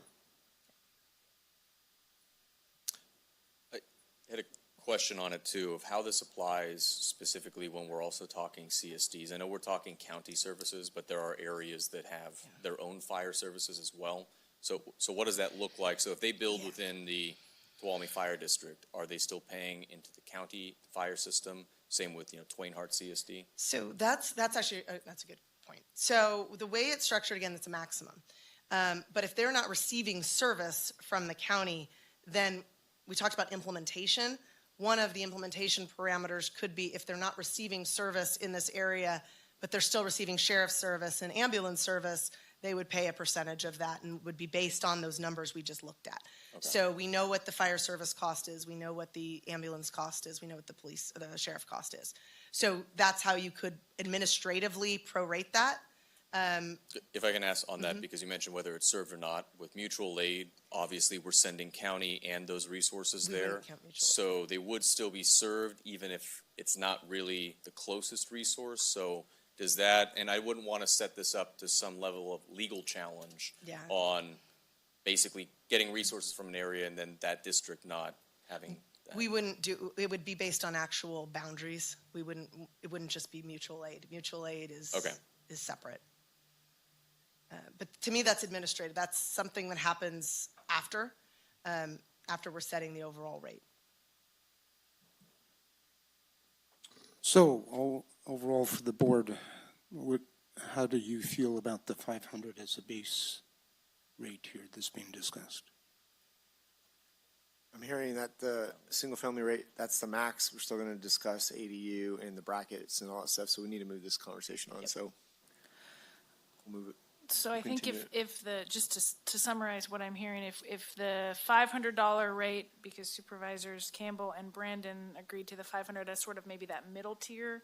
Supervisor Kirk, you had mentioned maybe the first tier being up to 1,500 square feet, a middle tier being between 1,500 and 2,500, and then maybe that third tier being above 2,500 square feet. So what I'm hearing is, at least from two, is $500 for that 1,500 to 2,500 square foot home. And then maybe, 50% of that, so $250 for the under 1,500 square feet, and then $750 for the over 2,500 square feet. Does Sure, that that's what I'm sensing. sound? Okay. I think my only input on that would be whatever is, because concept, I'm fine with that. Whatever's simple to administrate. Yeah. Is going to be important because there's a lot of ways we can do it, but we want to make sure it's easy for people to understand and it's easy for us to process. So if you think that way, then I'm fully in support. I wouldn't go more than 4 tiers. I think you're 3 or 4. You go beyond that, it's too much. Yeah, it's really hard to say because we're just kind of pulling numbers and putting them with square footage. But in your opinion, is that consistent with other? I'd say I would go a structures that little you've bigger seen? on the mid-range. I would probably do that 1,500 and below as this minimal amount. 1,500 to, I might go a little wider than that, maybe up to 3,000, and then go 3,000 and above. If you wanted to do another trigger at 6,000 square feet, that's pretty common. Okay. Something What- over, because you get to what these if really it's- big properties, there's a huge burden. But I would make that middle band just a little bit bigger. So what if it was, I forgot, what was the first tier, 250? Is that what we were saying? Yeah. So 250. 250 anything- and then Yeah. 7 and then. 500. 250, 500, 750. Yeah, that's what you said before. You were saying make that 500 larger. Make the band a little bit, make the square footage band, instead of just 1,500 to 2,500, I would go up to about to 3,000. Oh, I see. So just change the square foot. Okay. And then. Good. And then I'll recommend adding a 6,000 square foot tier of 1,000. 1,200, 1,200. Kind of going up in 215. You got a 6,000 square foot house. It's a big house. Supervisor Hath. Yeah, I was kind of going to the, let's see, the 1,500 to 3,000, I agree. That would be $500. And I was kind of going with 3,000 to 5,000, that next tier at 750, and anything above 5,000 would be 1,000. Not 6,000. That's fine. Anything above 5,000. Anything Okay. above 5,000 square feet, they can Okay. afford it. Go ahead. I can throw out one question on it too. If people have a property area that they're considering for development, just a concern with it is if they're looking at rezoning, and let's say it's RE5, and they're thinking, let's turn this into R1, we're gonna make a very nice suburb, single-family neighborhood, which a lot of housing we need would be fitting just fine with that. One concern is that whether this would change it or not, because there'd be fewer structures, fewer paying, and that you could, basically, it would incentivize larger lot, lower density type projects. Mentioning about the acreage as well, just to throw out that I think there's some value in that for properties where you're talking something, say, over an acre. There is land that we have to cover, and crime can happen on it, fires can happen on it. There's often very long road easements. Most fires are roadside starts. So throwing something in there in addition to, I think, what you have with the single-family rate. We even just mentioned we had a property proposal on the Don Pedro area there. And, not speaking specifically to the project, but kind of the type, larger estate ones, which were still out there, still had a significant amount of area that would require that type of coverage. And are those types of areas paying in adequately for something like this? If I'm the only one, then I'll abandon it. But if anybody thinks that's a valid thing to explore. I'm having a challenge with the equity side of it, to be honest. So here's we're talking about new development only, but on land, there's no development trigger. So I'm having kind of a trigger. So if you're building a home on more than an acre, is that what you're proposing? So say if it's a 10-acre parcel and you are developing it as a 10-acre ranch estate. So it is triggering a development coming on. And that property, for example, it may be used to put a little orchard in or a lot of big farm or anything. So we're charging based on the home, but not necessarily if they have a large home occupied business and a giant hangar, or if we're looking at they've got agricultural operations happening or they put a dirt bike track in there. We're not really charging for anything that I don't think it'd be at the same rate, obviously, but you see where I'm going with it? Okay, so structures, if they are building, let's say they build 5 structures on the property and it's a home, it's an ADU, but we'll get to that conversation in a minute. And then they're building some type of commercial shop and a storefront. And I'd missed the last building, whatever that is. They actually would be charged for the residential unit. You can decide whether they're charged for the ADU. And then the other buildings would be under the non-residential rate on a square footage basis. Land is not contemplated here, but it could, if you want to add a land over a certain acreage, you could do something there. Like I said, it's not usually done on these, but you could consider that. Yeah, quick question on that. If we establish whatever base we come to here and wanted to, let's say, add another factor later, like land, what would the process be to do that? So that's difficult. You'd have to amend the whole CFD, and the properties that are already in are in. And if you wanted to amend it for them, you'd have to actually get them to vote on it. It's not, once the CFD is in place, it's not that easy to start adding in these different categories. Okay. You really want to do it up front. Otherwise, it requires a vote of the qualified electors, which become people that are living in the homes as soon as they're built. Okay, thank you. Supervisor Campbell? Yeah, I just wanted to, you've worked pretty closely with our fire chief, Andy Murphy, on this. I kind of wanted to call him up if you see him sitting in the back there and just kind of give his impression about, before we get too much further on where we're at, if this is covering what we need, if we're approaching if we're on a good path. How are we doing, Andy? Again, Andy Murphy, your assistant fire chief. We've discussed at length over the years that the funding for public safety and fire protection is lacking. And most recently at the board meeting, or the workshop last week. So one of the key things a couple of things, well, really one, looking at it, I've said in the 5 years most of the last 5 years that I've been part of the organization, is that we can't keep doing things the way we've been doing them.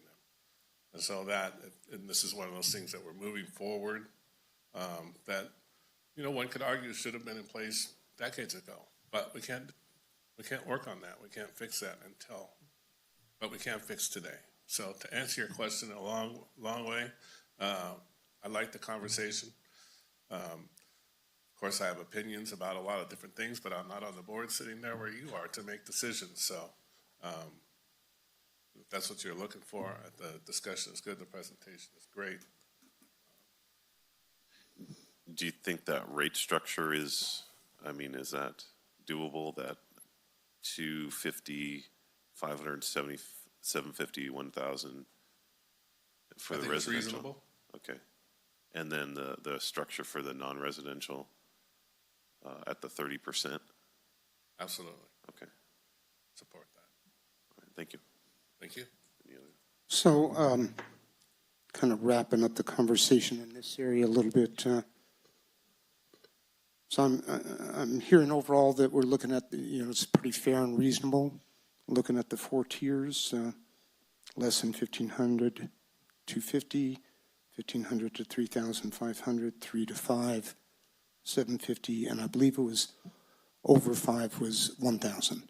Yes. And that's simple, straightforward, 250 increments each time, affordability. So I like that.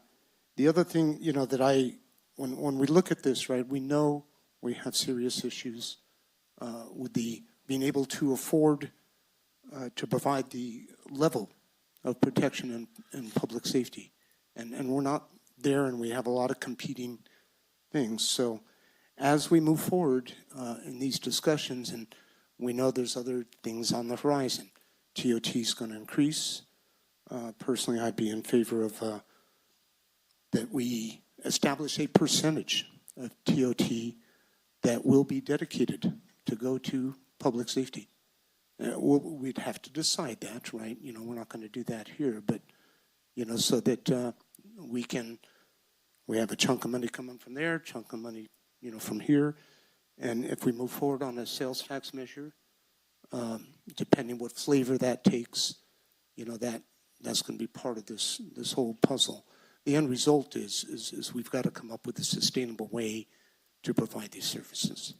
So, Supervisor Brandon. Thank you. And somewhat in line of what you mentioned, I want to give a small shout out to an idea that I've had, is that one thing is I think people should be able to rent the rooms in their house if they'd like to, a short-term rental, and I think that's totally fine. We have had an issue with non-owner occupied primary dwelling units being converted into short-term rental housing and not having to go through the process. So I understand what we've talked about here, that is not going to be eligible in the way we're talking about to that type of issue. But in needing some of the funding to address this, and I think another priority of mine, which is affordable housing, maybe covering some of the environmental paperwork, the planning documents, a lot of the work that we're doing to make it easier to build does cost money and time, that other areas have looked into specific TOT measures that have been on short-term rentals, and that may be another avenue to pursue, which not only would I think even up some of these costs with it, but would protect people's right to basically use that for the property, and yet they'd be contributing more into the system. It's been everywhere from a couple extra % to, I just had one open in Santa Barbara, they're looking at a 15%. And most TOTs on a short-term rental, it's going to be 60 to 80 bucks a night. So the real impact of that's, $6 to $10. But for us, obviously, substantial. So I would throw that out, that I appreciate we're having these discussions because we need these services. We haven't had them for a long time. It's not even so much an expansion as it is paying back a debt of deferred maintenance where our services were underfunded. And now I think we're finally having the hard conversation about what it takes to keep people safe and to prevent a fire from happening here, and hopefully infrastructure as well soon. So it's a hard conversation. Everything for me is how can we get more construction happening, more housing construction, more economic development, and yet we can't do that if we don't have the services to protect it. If we have issues come in, or if we have a wildfire that, moonscapes an area, there's no talking about that type of development without those services. So at this point, have we given you what you need, or is there some other questions still? 2 more small pieces. Okay. Multifamily, I would recommend we make that the same as the low tier, the 250, unless you have a reason. Yeah. When you say multifamily, that's like a duplex, fourplex, or whatever. So is that per unit? Yes. Okay. And so I would recommend we put that at the same rate as the lower tier. So the lower tier would actually be under 1,500 square feet or multifamily. That would be the same category. I'm ignoring ADU. And then on the non-residential, non-lodging, so any other type of commercial facility, I would recommend that we make it the equivalent of a 2,000 square foot building. So we translate it on a per square foot basis, and we will do basically 25 cents a square foot is the equivalent. And then we have a premium, 2 times the rate for high hazard and half the rate for low hazard occupancies. And that's what's captured here. And that's the final piece. So thoughts from the board? Are we good with those two items? Okay. Yeah, and, Believe it or not, this is the simplified version. I think we all recognize that, short-term rentals have had an impact. They're a business for people, I get that, but we've been faced with a lot of issues that came out of them. Their growth happened very quickly, and we weren't perhaps as a body paying as close attention as maybe we should have along the way. There's still going to be issues there. I personally would be in favor of bringing that to a ballot measure as far as adding short-term rentals to this structure, whether they're existing or not. I think it's a business, and it's not that much money for that type of business. That's just my personal feelings, but it's something that we could look at in the future. So, if you guys are done with your presentation. Basically, here's what's coming back. Here's what's Okay. coming next. Just to let you know what's next. We got your direction. With this, we are going to update the goals and policies from the first part of our conversation, work with legal counsel, and bring that back to you for a first reading, and then approval at a subsequent meeting. And I believe that's coming in I think, your next couple board meetings. I think that's our goal there. We're going to create the rate and method of apportionment. Technically, that isn't approved until we're doing the first formation. So we would actually, once you've adopted those goals and policies, we can formally initiate the proceedings, work with the landowners to actually start that formation. There's a series of approvals even then. There's what's called a resolution of intention that you would need to approve. It includes the boundary map, the annexation map, which would be the county-wide map. It includes the formal rate and method of apportionment. That's when you would actually be approving everything we just talked about today as far as the dollars. And it starts the election proceedings for that property owner. 60 days later, not less than 60 days later, there's a second approval that the board would need to take. It's called a resolution of formation. That at that point in time, the property owner would submit their ballot to the county to actually join into the CFD as the condition of development.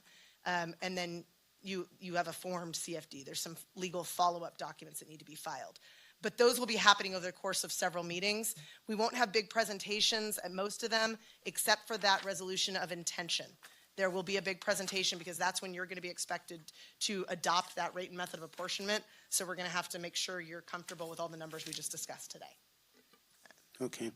So at this time, and we're pushing up against lunchtime, but I want to keep going. I would like to take public comment at this time.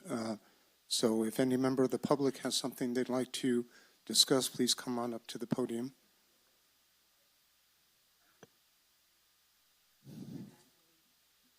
Good day. I want to thank you because I have been part of the fire department, police department, and EMTs family for years.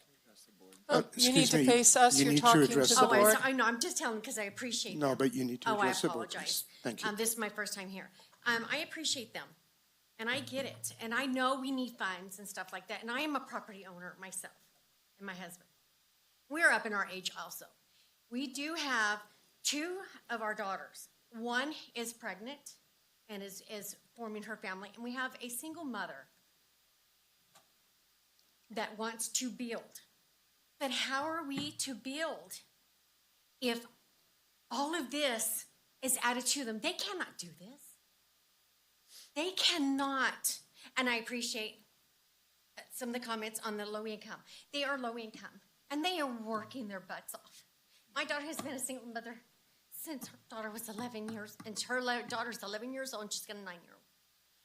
Breast cancer twice, recovered, survivor, heart attack, stroke. And she is still working, providing for those 2 little girls. But how is she going to afford a mortgage if this is applied to them? We have our youngest daughter, she's 29. The other one's 31. And her boyfriend, he had to leave. And she is 2 months pregnant with their child, their first child. We've been looking for properties for them to build. to be successful and to continue to provide and be part of this community. But if this is the case, they cannot. And there are so many other families that would love to be able to build a 2-bedroom, 2-bath, because you need 2 bathrooms, of course. Even if they have two or 3 children, how are they supposed to build? Like my husband and I, we did it from our paycheck to paycheck.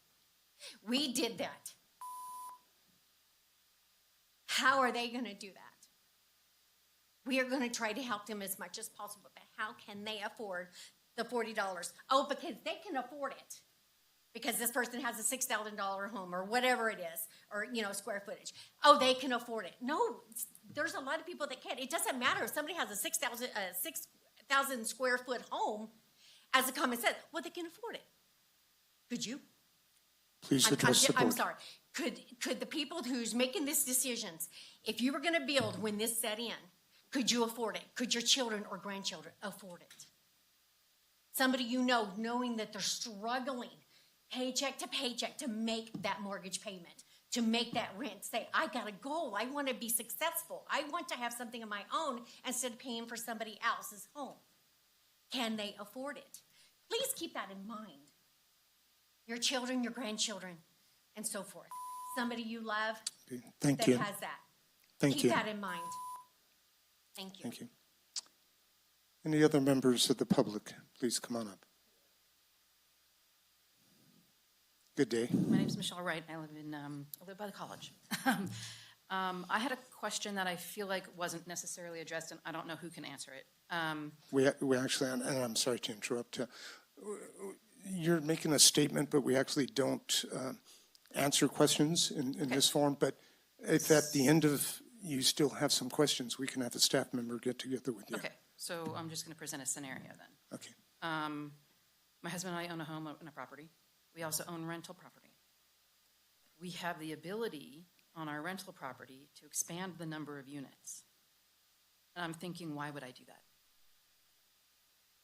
Why wouldn't I just go buy another rental property? Now, I could create more rental property in this county. But I'm thinking, and then I want to know, if I do that, does that entire parcel get sucked into the CFD? And now all of my units are subject to this? So I have the ability to create more housing in this county soon. And I'm wondering, why would I do that? Thank you. Thank you. I mean,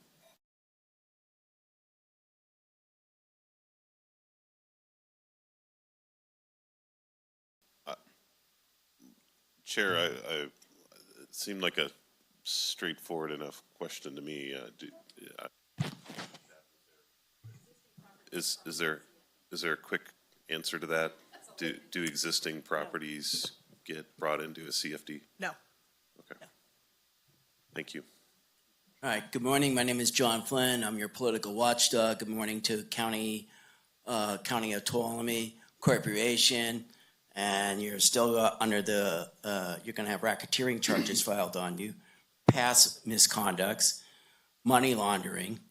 And the lady over here, Dominique, are you a member of the U.S. Congress that you can override everybody's oath of office, override our constitutional rights under the Bill of Rights?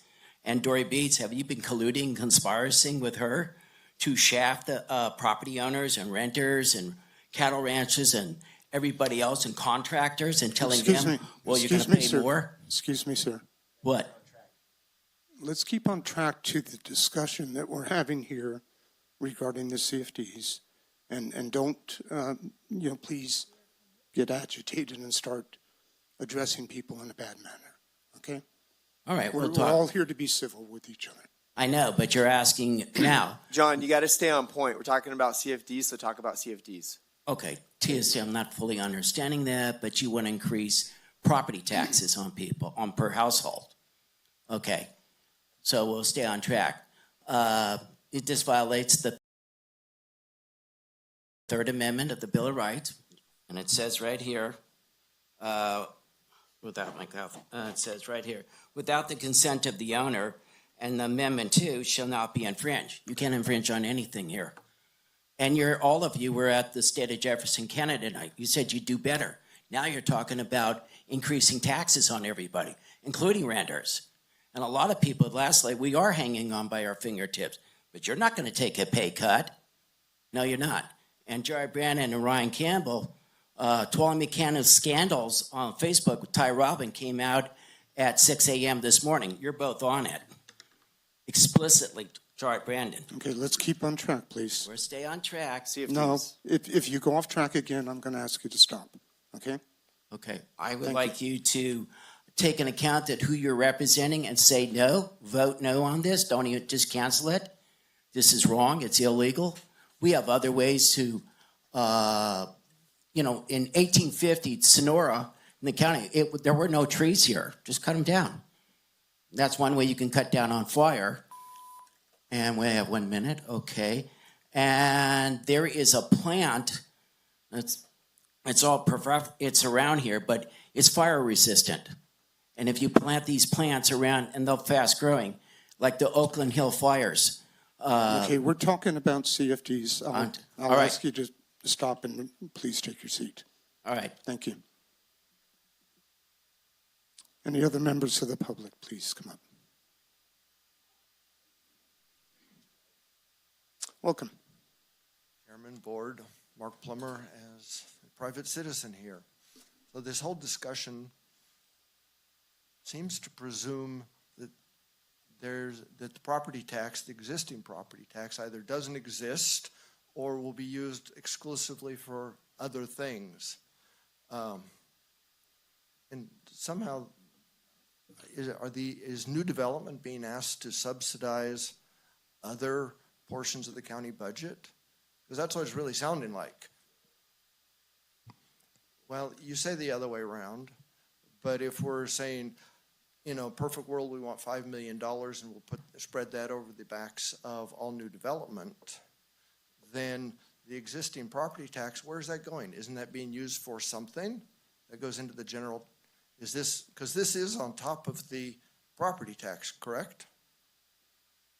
That is correct, yes. So there is going to be property tax. I mean, even if we say as Supervisor Kirk had mentioned, let's under a certain threshold make it zero. It's still functionally not zero. On your average home, that's going to be $3,500 a year coming into coffers, paid in taxes. I realize it's spread through school boards and state and a lot of other things. But there's never going to be a zero tax. So please bear in mind that these taxes are also going to be supporting some of these services. And right now it looks like the new development is being asked to fund long-term the other county costs. So, thank you. Thank you.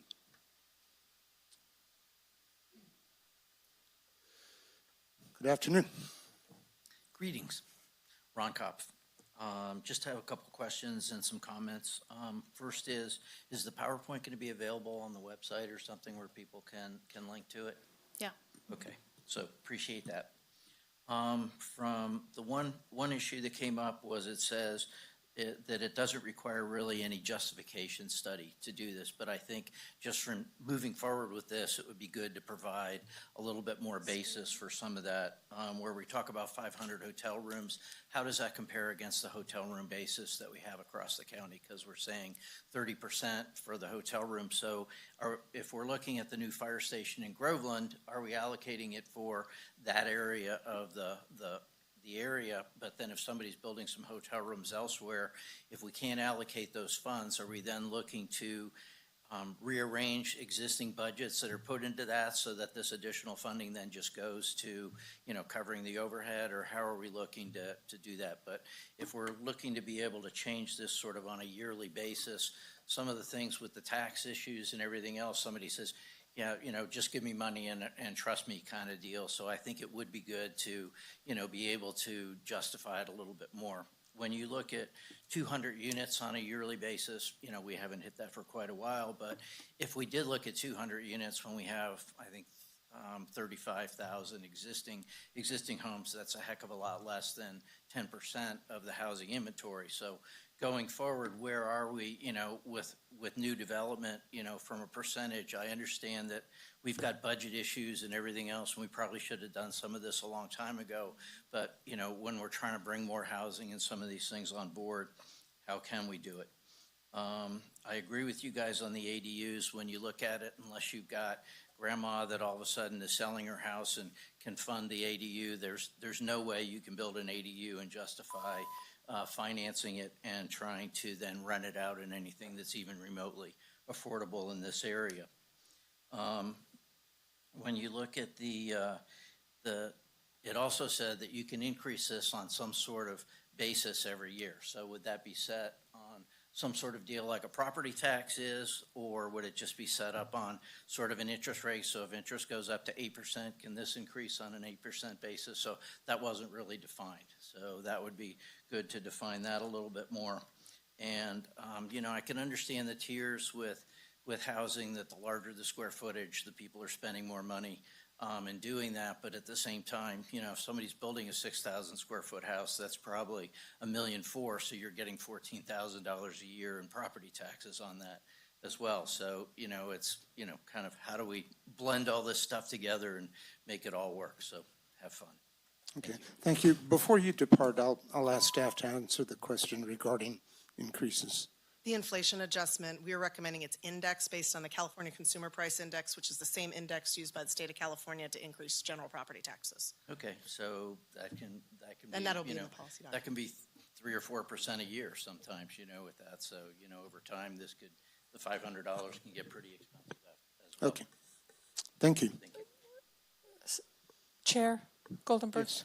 I just wanted to make a clarifying statement. If we were indeed taxing $14,000 to that homeowner of the large square footage home, we would actually get not $14,000, we would get $3,640. We get 26 cents on the dollar. We don't get all that money. That's part of the problem. Thank you. Any additional members of the public? And Chief, do you have a comment? Thank you. If I could take this opportunity to just talk about a couple things that I wrote down while the discussion was happening. It's not real. Hopefully it's coherent. Right off the top, this isn't the only solution. This is part of the solution. And Mr. Kopp mentioned that. And so absolutely believe that. And the goal, I think, here is to not impact just a certain segment of the county's population or development. But this is one way that we can start addressing that. There are other methods. We've discussed them. It's been briefly touched on today, but it's not the solution. It's part of the solution, this type of fee or cost. I want to talk about the 19 positions that we have and the other 6 positions on a trial basis that the county's funded, those 3 additional engines. It'll be a year in March. Just in the first week, they pulled 3 people from burning homes. That additional staffing was responsible for that. They rescued 3 people. There are numerous incidents where the call volume is decreased rapidly because of those additional resources. The lives in CPR, overdoses, and different things that the folks respond to, vehicle accidents, all of those response times and the outcomes have become better because we have additional resources. In about 26, 27 months, 25 of your 36 firefighters will be unfunded. And so this is part of the future. Right? This is protecting us from the future, those firefighters, and what's happening now. And 10 years ago, we had 4,300 incidents in the county that the county responded to or was in the jurisdiction. Last year it was 6,700. So that's about a 35% increase, 5% over last year. I mentioned this last week. It's not too long before we get to 10,000 calls, and that's without a huge increase in population. We're seeing a 5% or greater every year, increase in call volume. So having these stations, the one station highlighted for the Groveland area is needed for that development and the county jurisdiction up there. The county's taken a lot of steps over the last few years to address that, and we need to find a permanent solution to that. Again, that's only one station. We need other stations too. So there's a great need to address the impacts that new development has on public safety. And then the last thing, we have a saying in the medical world, time is muscle. And for the development and the impacts of these developments on public safety, time is funding. Since I've been in this position, we've had numerous developments come in and be proposed and be built. And each one of those is a lost opportunity. Liz knows I email her every time I get a notice. And so I urge the board to continue to push this forward and help address the cost of these services. Thank you. Thank you. Okay, I'll close public comment then. Bring it back to the board for any final comments. Go ahead, Supervisor Brandon. Great, thank you. As you probably know, after 3 years, I like to take these opportunities where we're talking about revenue to just anybody who may be watching right now, or that to explain a little bit about what Supervisor Half was mentioning, is some of the structural financial challenges the county has that through no fault of our own, this is just way it was set up, create a lot of these issues. You know, that we have seen revenue growth. I was looking up about 210 or million total, I think 235 in 2023. But we've seen a little bit, especially within the general fund, that I think is coming in from their economic development projects, property value increase. But Prop 13 does cut a lot into that because those existing homes can only go up 1% per year. Even assuming, though, that new revenue growth, we get hit with inflation, the same as every other person in the county does. Increasing mandates. We often are the last resort service, so the Columbia Fire District not being able to operate, we need to step in to do that. That wasn't a mandate in that case, but we do have a lot of examples of that. And training and service standards have increased over time substantially, including for fire and for law enforcement. They're running more calls at higher risk with more technical requirements for technology, and we get a better level of service, but the expectation's different than a guy in a pickup truck with a shovel going out to a grass fire. And 76% of our land is federal, which doesn't pay normal taxes, any taxes, except some fees. 18% of the remaining land there is subvented through property tax things, TPZ zoning for timber, Williamson ag land. So only 6% of our land pays property taxes in a normal way. And as Supervisor Half mentioned, only 26% of that 6% actually comes to the county. We have the lowest legal sales tax in the entire state, only 1 cent of which goes directly to the county, a couple other to, for example, Prop 172 for public safety. So it's a situation where none of that really was under our control, and we also know that rural costs are higher. So all that to say is I'm happy that we're moving forward with this because I view this as dovetailing well with what we are pushing for an aggressive development agenda. And that might not make full sense because I know this adds a cost to it, but these companies, and I think developers coming in and families, think about the services that are provided here and whether we can protect their business. And certainly some of these things could deter business if the issues became severe enough.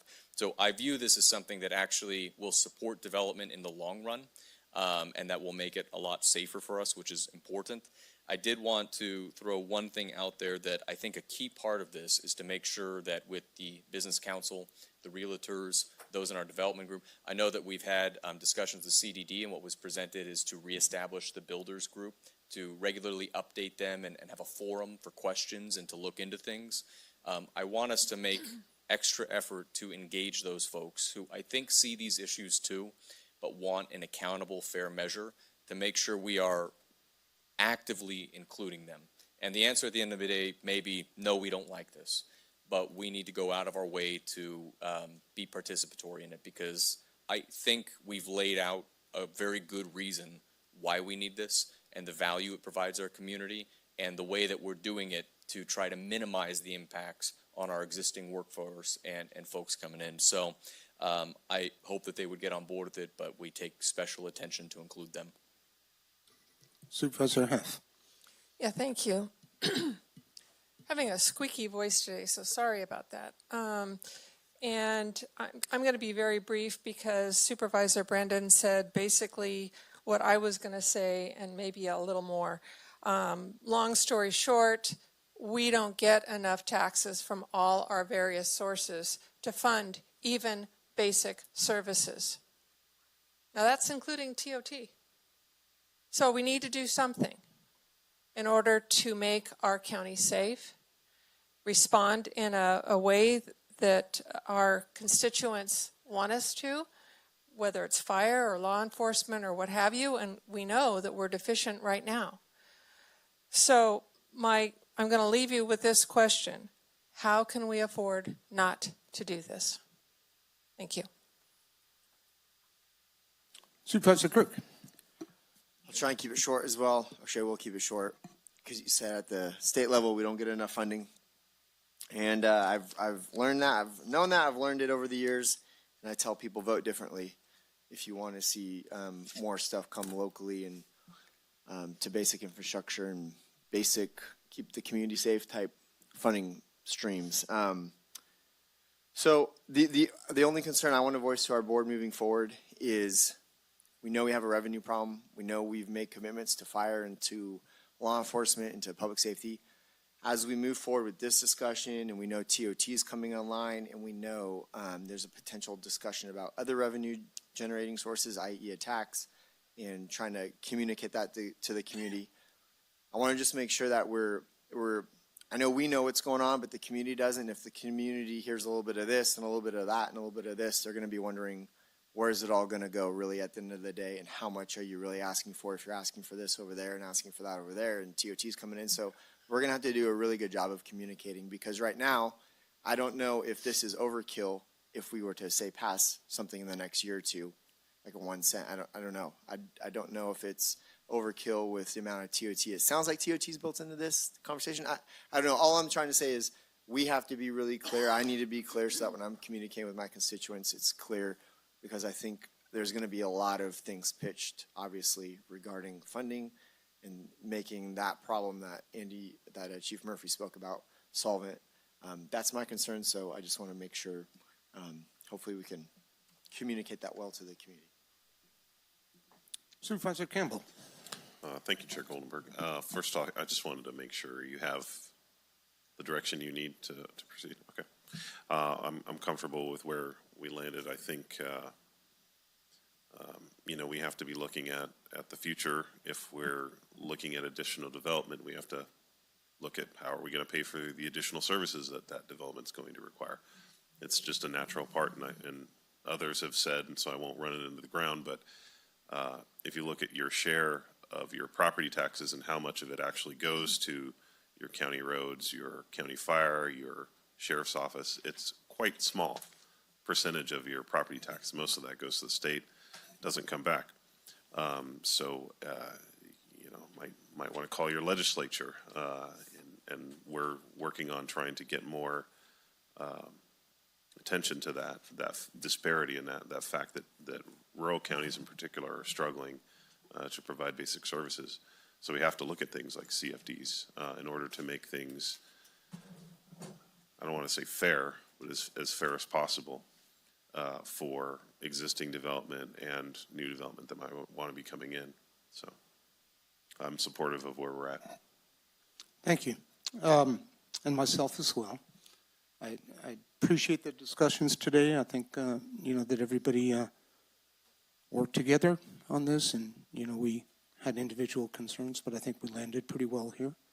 I would like to continue to explore the thoughts about incentives and what might be able to be done there. It's happening in other areas of the state, certainly out of the state. It's drawn people away sometimes. If there's something we can do to encourage development, maybe we waive fees for X period of time. I don't know. There's different things, but I think that area of incentives needs to be looked at, not just here with CFD, but potentially in other areas as well. So with that said, I think we've we're at the point where we can close